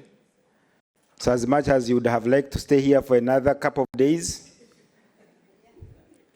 we have to end this great coming together at the 2024 ReSAKSS Annual Conference in a beautiful Rabat. I have personally enjoyed my stay here in Rabat. I hope you all had a good time, especially last night. Really, it was a highlight, and I want to add the voice to the organizers of that beautiful dinner, traditional Moroccan food. It was great. So my role is very simple, is to moderate the closing session of this conference. We have two segments. The first segment is presentation of the conclusions and way forward from the conference by Dr. Augustin Wambo-Yamju, who is the Director, Knowledge Systems, and the 2024 ATOR Coordinator at Academia 2063. So he will give us the conclusions and the way forward. The second segment will be the closing remarks, and we have 4 speakers, 3 of whom are in front of you, and I'll be introducing them one by one at the right time. So now it's my pleasure to invite Dr. Augusta Wambo-Yamju to come and give the conclusions and way forward from the 2024 ReSAKSS Annual Conference.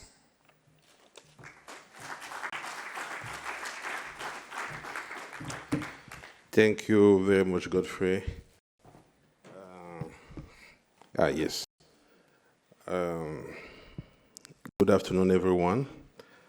I'm happy to be able to deliver the quick summary of our 3 days of conference here in Rabat. I'm not sure I will be able to do justice to all the good discussions that we have been having, but I will give it a try. So I tried to put together, of course, with support from colleagues and friends in the room who shared a few insights with me, the summary and a few takeaway points. Just before I go into the ATO itself, I would like to spend a minute or two on an important segment of the conference made of 4 important side events. We call them side events, most probably for lack of better word, but they are very critical components of what we come to do at the typical ReSAKSS conference. We had an opportunity to spend time with experts looking at 4 key issues very critical to the agri-food system transformation on the continent. The one is the biennial review decision support tool. The other one was an information and knowledge sharing session on the Post-Malabo agenda. The other one was financing of circular economy for climate resilience, an issue that came across as very central in the discussion that we've been having.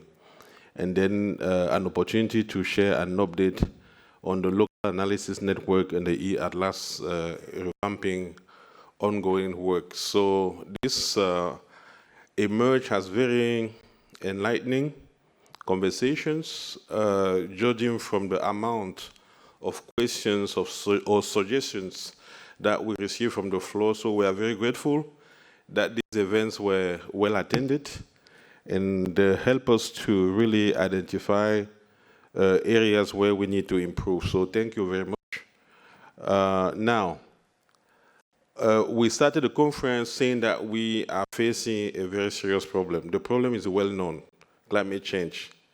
We also agree that by today, those who are in denial of the existence of climate change probably are not that many.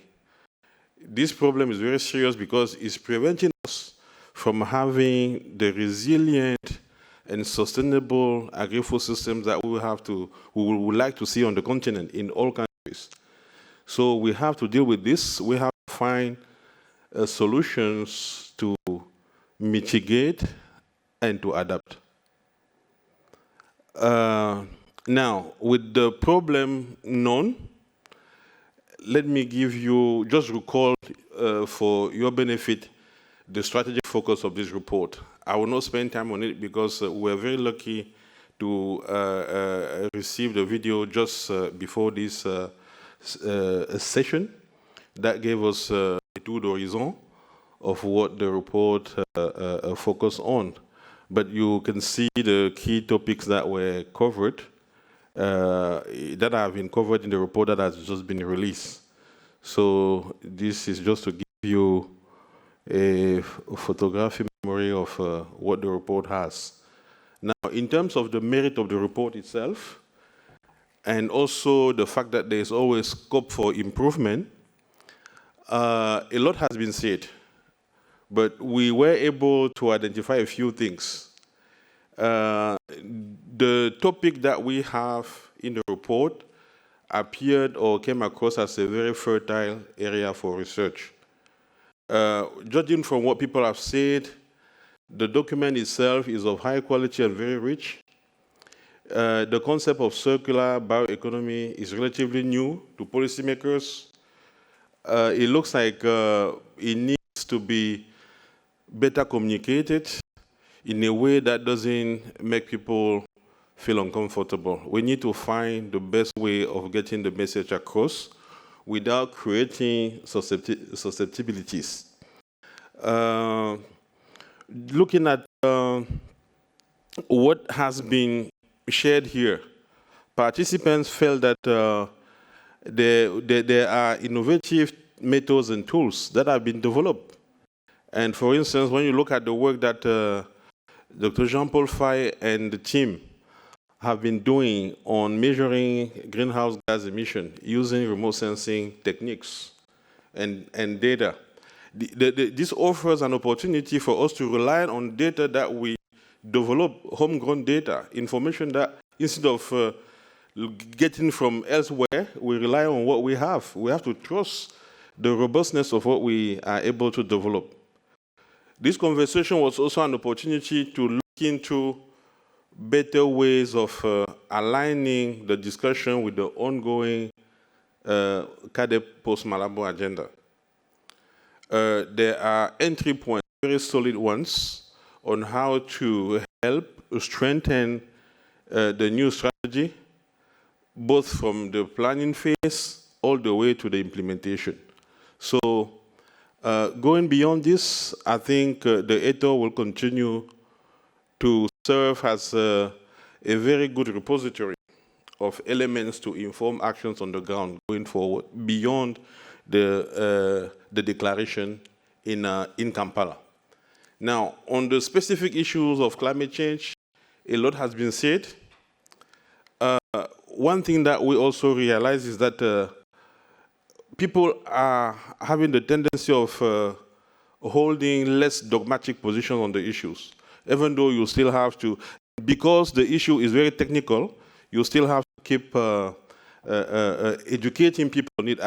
One thing that we are also observing, including for myself, is that people are more open today than yesterday to learn more on the climate change. So the issue today, less controversial, but we still have a long way to go on bioeconomy. Hopefully we will get there thanks to the strength and the convincing capacity of the research findings. From what we heard so far, it's very clear that the evidence is there. If we support with data analytic, advanced analytics tools and highlights, I think we'll be able to get somewhere. Let's trust what the science says.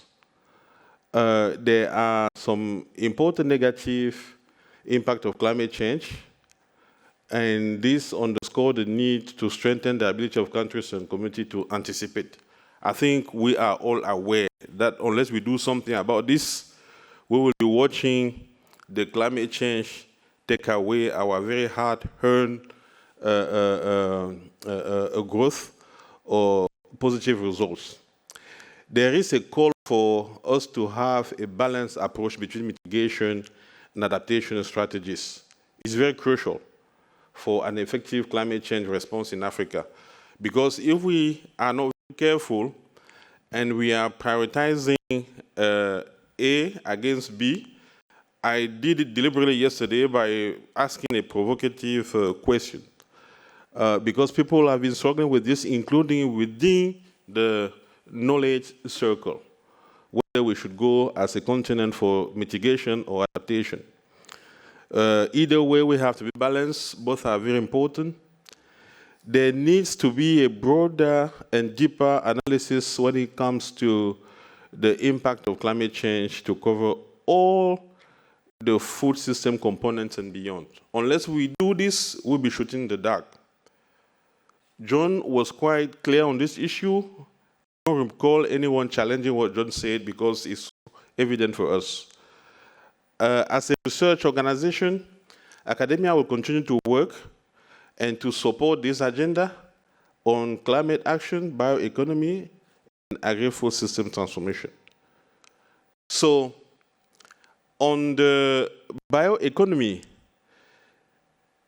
despite the initial heated debates that we went through, it looks like after 2 days and a half, we seem to have come to a consensus that this has the potential of contributing immensely to, by offering solutions to our attempt to fix broken food systems, agri-food systems on the continent. That said, in terms of what we can take home on bioeconomy, we have to be careful as we try to navigate a terrain that is probably vast. So there has to be a very consolidated and carefully crafted approach to political economy as we handle this issue. It's quite broad. People, because they don't understand necessarily, their reaction could be what we don't expect. So it's very clear that the vast reservoir of resource that we have offers an opportunity to address challenges within the food system of the continent. We will need increased investment, technological advancement, and innovation that are very essential if we want to unlock the full potential of bioeconomy. It's urgent to have very robust policy framework to support development of circular economy across Africa. We may, at some point, look for a better name that fits everything, but the consensus is that everything that has been presented here in terms of the possibilities that bioeconomy offers, we are not completely alien to those experiences. Somehow, wherever we come from across the continent, we've been through some of these things that have been presented. One area that caught the attention of many, including myself, is that we have to simplify the communication. There was an appeal by the director for us to be in a position to develop a very simple narrative around this on one slide or two, which it will be using this month during the ministerial in Addis to inform the ministers on these emerging issues and others that were raised during the process of engaging stakeholders on the crafting of the post-Malabo agenda. It's important that we help articulate the value addition of this concept. There is still some work to be done there. Those that are early adopters or adopters of the concept probably might not see the need to have one step back and appreciate those who still have a journey to do, to complete before they can get there. So we have to be patient and articulate better the way we see bioeconomy adding value to the mix. There was an important spotlight session yesterday on an equally important activity that ReSAKSS team is conducting or is implementing at the moment, the local analysis network. A lot was said. From what I heard, the model is relevant. We did not hear someone challenging. We all receive very positive comments in the sense of how can we make this more impactful. So it's relevant, it's adding value. It should not be seen as being in competition with existing functions or institutions. In terms of cost effectiveness, it looks like it's going to help a lot. It's going to strengthen transparency and also strengthen the legitimacy of the data that will be filtering through the process, the platform. We have to do our best to make the land successful. For that, there have to be resources. When we talk about resources in lands, we're talking about financial, we're talking about expertise, we're talking about so many things. And lastly, we have to make them sustainable. It will take a lot to make them sustainable. They have to be embedded in national system and so on and so forth. They have to work with local donors. They have to be inclusive. They have to be transparent and allow people to have their voice. there is a great scope for continuous collaboration and partnership. Without these partnerships around these very vast issues, will be a challenge to prove that we have a point. So across institutions is important.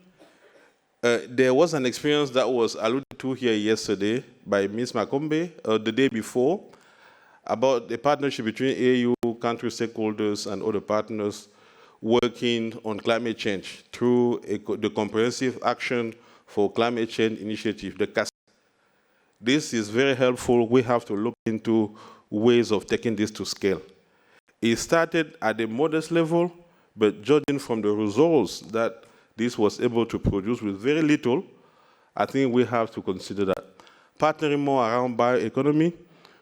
As Academia 2063, we will be partnering, we will be seeking to involve in the Global Economy Summit, working with Julius, an already good partner for us, and also others. Supporting the implementation of CAADP after Kampala is going to be a very central area for us where we'll be collaborating. And now, still on the partnership and collaboration. Knowledge supply, research evidence at the country and regional level, very key. Whether we're talking about generation, whether we're talking about dissemination or utilization, we have to be very focused on making sure that we bring people to the table. Director, I'm done, this is the last one. African Union. So I'm not going to repeat this, it's just so the last slide that you missed was just the cover picture of the actual ATO that you have already seen. So by now you should have it on your phone. Thank you very much.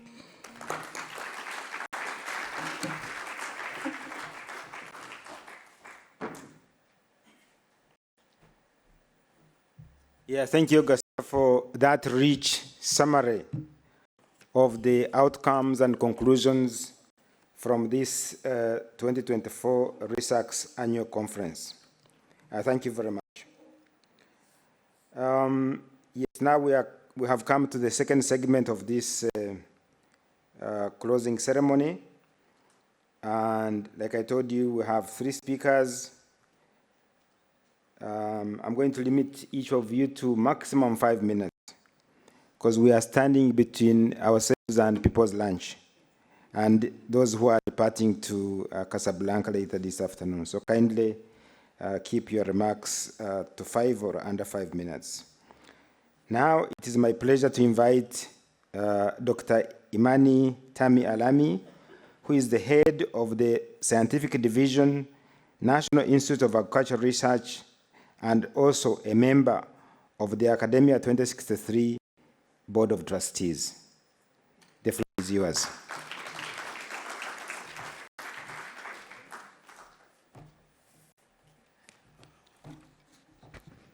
Thank you very much, my colleague Batigwa.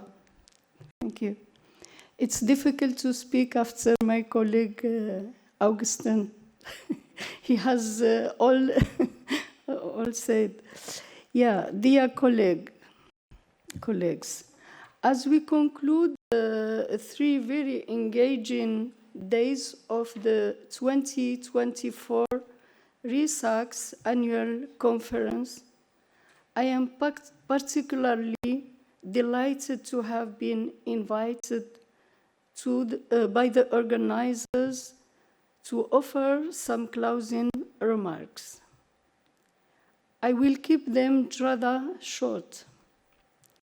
For those who do not know me, I am member of the Board of Trustees of Academia 2063.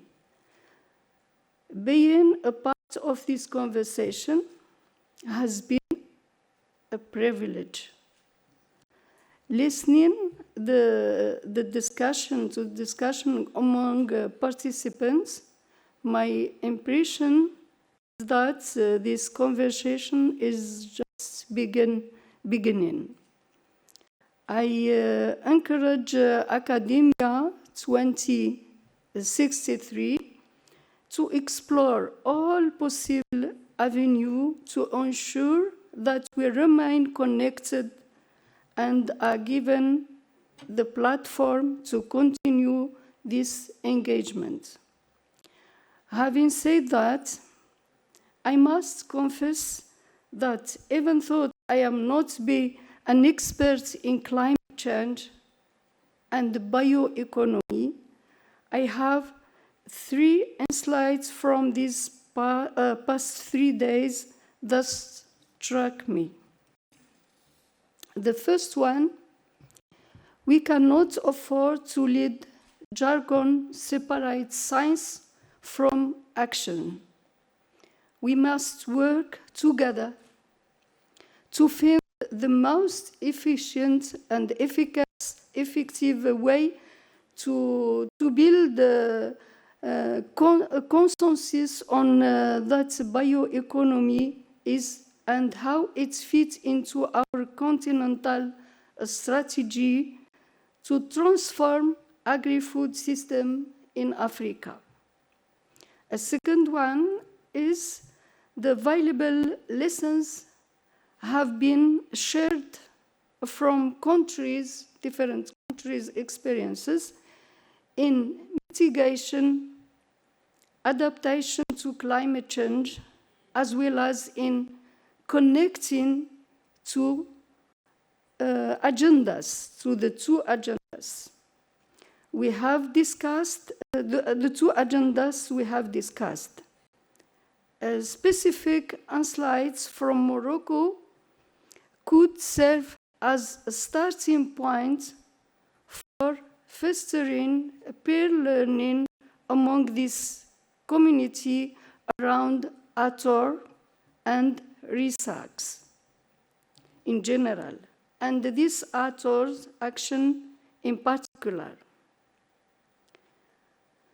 With this opportunity, I urge academia 2063 to establish permanent mechanisms to support peer learning. And the third one, the discussions around the local analysis networks were inspiring. They highlight how we can achieve more and do things different with less.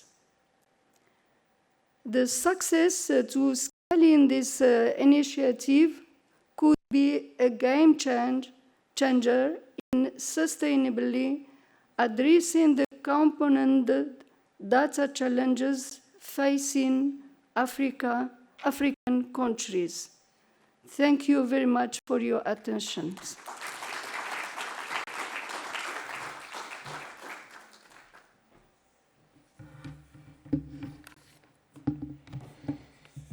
Thank you so much, Dr. Lamy. And now I have the greatest honor to invite myself to give my own closing remarks. Let me start by thanking Academia 2063 for the invitation extended to the African Union to be part of this conference. Of course, we are partners naturally, but sometimes you can be forgotten. So it's good to, to make sure that we are actually here. So on behalf of Her Excellency Ambassador Josepha Sako, the Commissioner for Agriculture, Rural Development, Blue Economy and Sustainable Environment, I'm happy to have been here together with my colleagues to be part of this conference. I would also like to thank the Policy Center for the New South for hosting the 2024 ReSAKSS Annual Conference in this state-of-the-art facility. If you allow, talking to colleagues and listening to the comments that have been made, I think almost everybody is impressed by these facilities being at a university. So extend our appreciation to the university leadership for availing these facilities to our conference. I would also like to thank the Kingdom of Morocco for facilitating our entry into the country.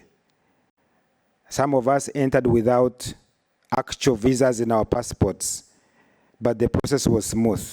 And I want to extend a special thanks to Fauzia Chakiri, who made that possible. Thank you very much. The ReSAKSS Conference, for me, is a unique platform, given where I work at the African Union, which is a political organization.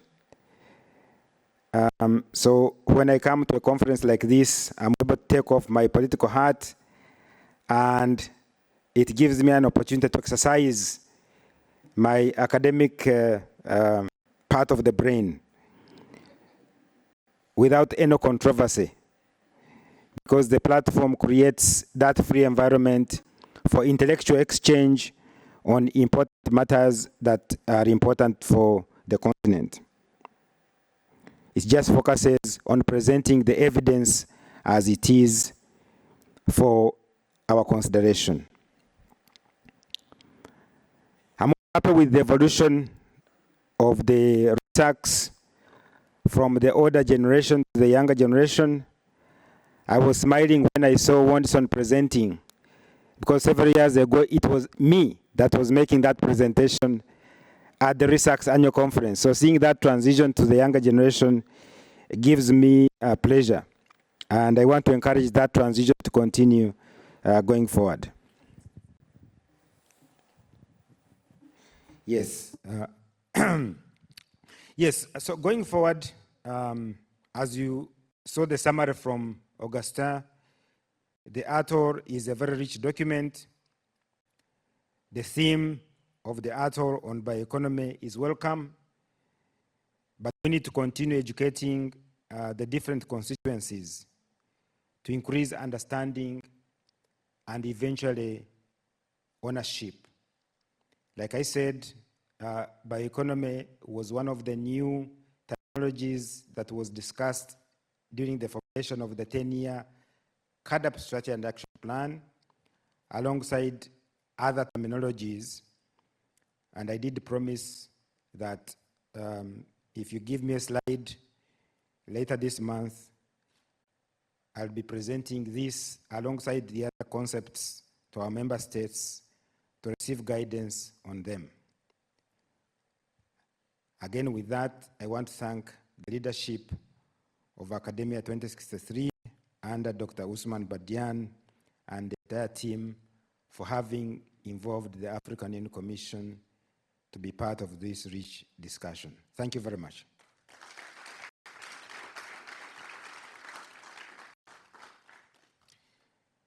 With that, it's my pleasure to invite Dr. Karim El Ayanu, who is the Executive President, Policy Center for the New South, to give your closing remarks.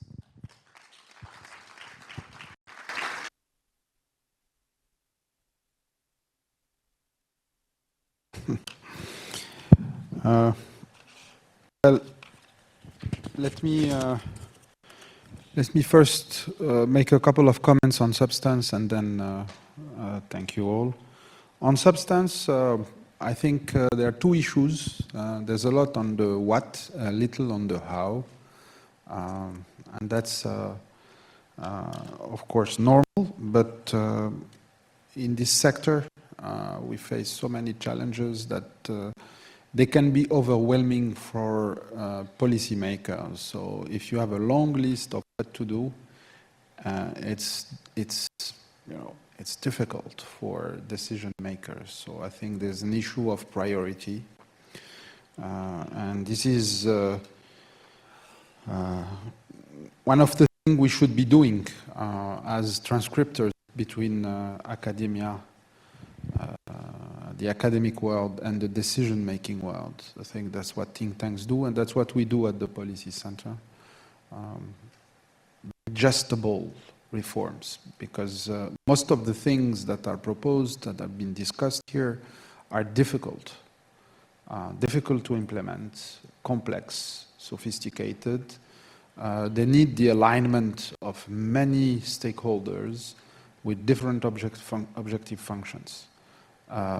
If you add to that political mandate are short, and that decision makers are thinking of the next election, it makes it very difficult and not very attractive actually for policymakers. So there should be at some point, you mentioned the African Union and the advice that we try to do here, and what ReSAKSS try and academia does in general. I think this is an issue that needs to be addressed, and we have often this discussion with Usman. There are also issues of returns. Often those reforms are costly. They're costly politically, they're costly financially, they're costly in terms of their returns. The payoff is on the medium to the long run, it's not in the short run. And it creates difficult conditions for reforms to happen, while the environment, the structural challenges that are facing agriculture in general,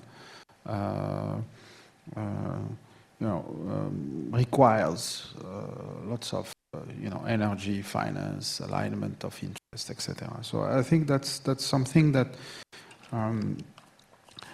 that remains an issue.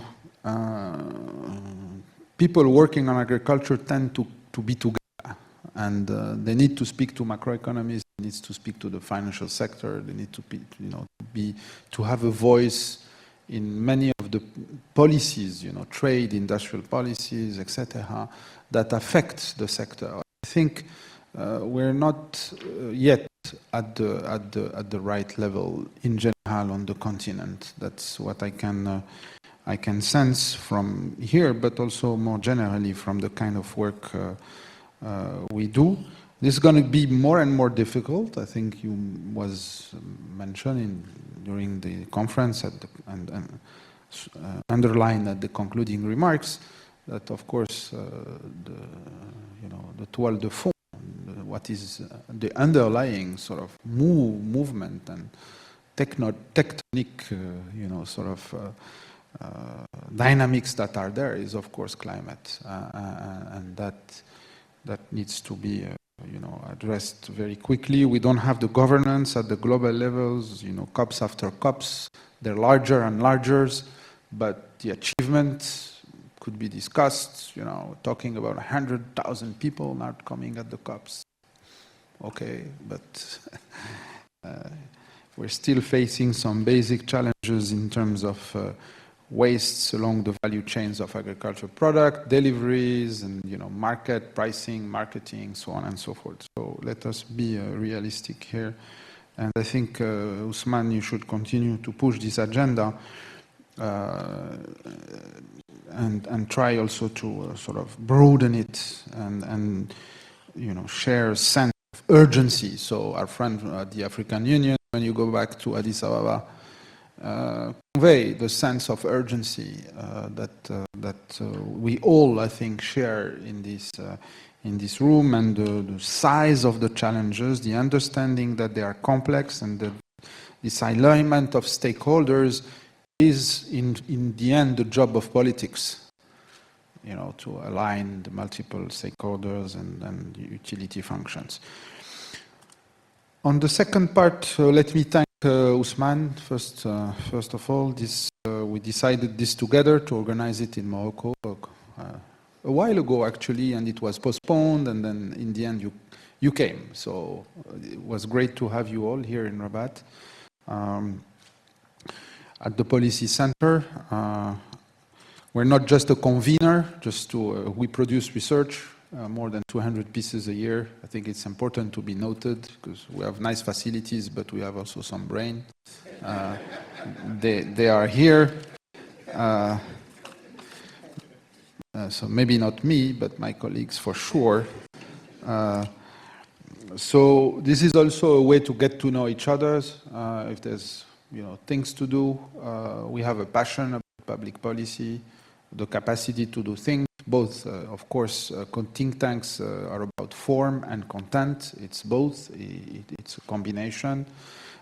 So on research, I invite you to talk to my colleagues or myself, as you're still around, to continue to to work on this. And we have the same kind of ambition, the values. We share many things. So that's again, Usman, many thanks for your trust, commitment, and for what you do for the continent on this, on agriculture in general. Let me also thank your team, Usman, here that came to Morocco and with whom we organized this. My colleagues at the Policy Center as well, for working smoothly with you, and also the African Union and USAID for their participation, contribution, and commitment.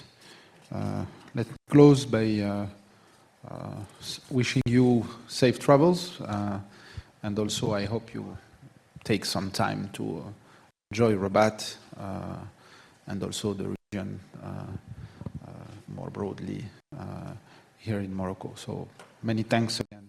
Looking forward to see you soon. Thank you.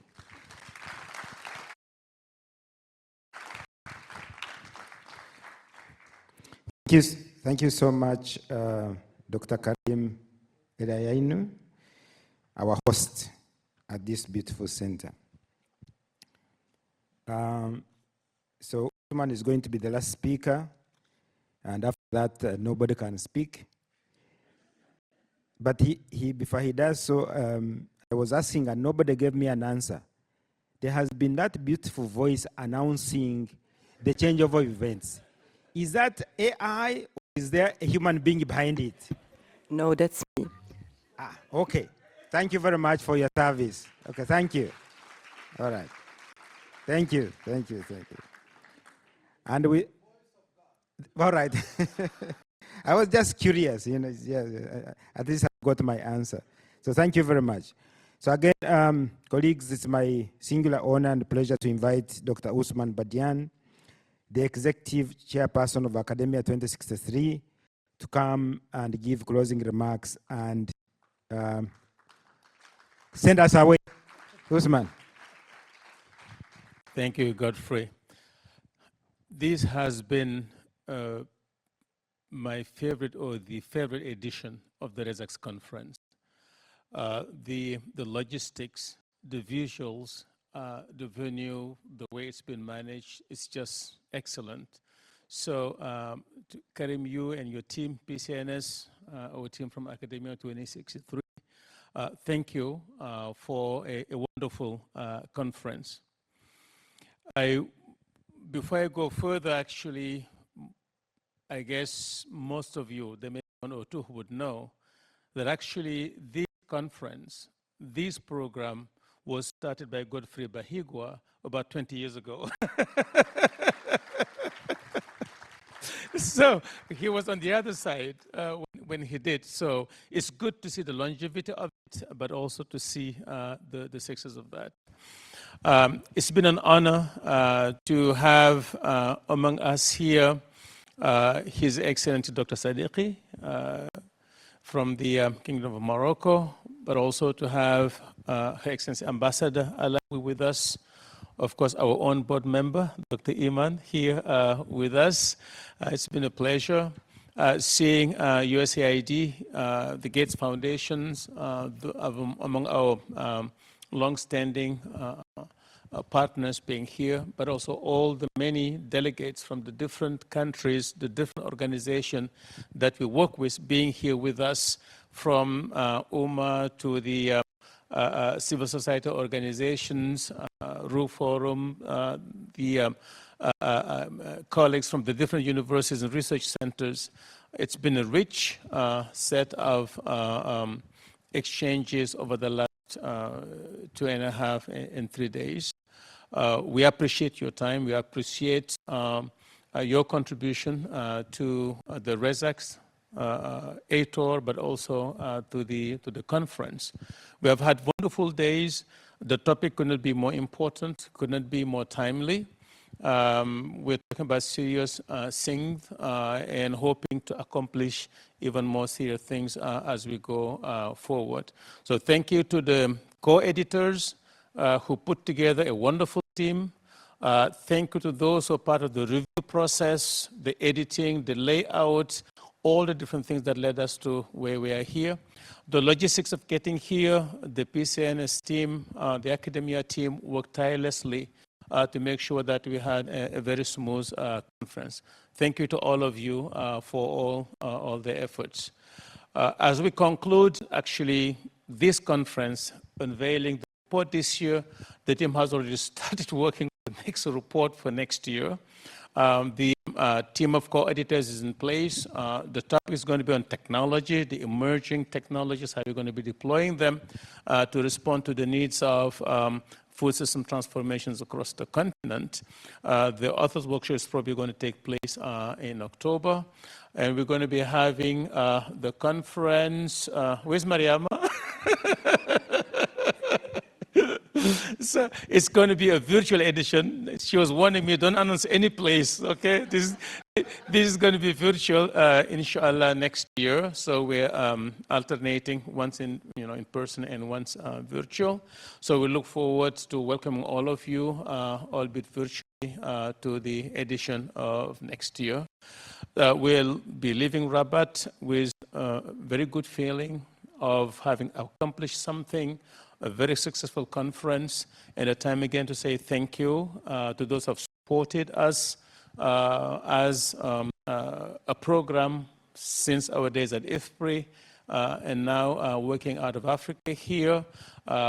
Those have collaborated and partnered with us, and certainly, Karim, your partnership in the Malabo panel since 2017. It's been 7 years and counting. So we appreciate everyone who's been here. And we look forward to seeing you, inshallah, in about a year from now on the next ReSAKSS conference. If I have forgotten anybody, please, my apologies to you. But I think you all share this sense of success that I have, the excitement, and we look forward to next year. Thank you. And I hand back over to you, the moderator, or to Lai. Okay. We kindly ask the panel to remain on stage for a panel photo. Okay. There you go. That's the next thing.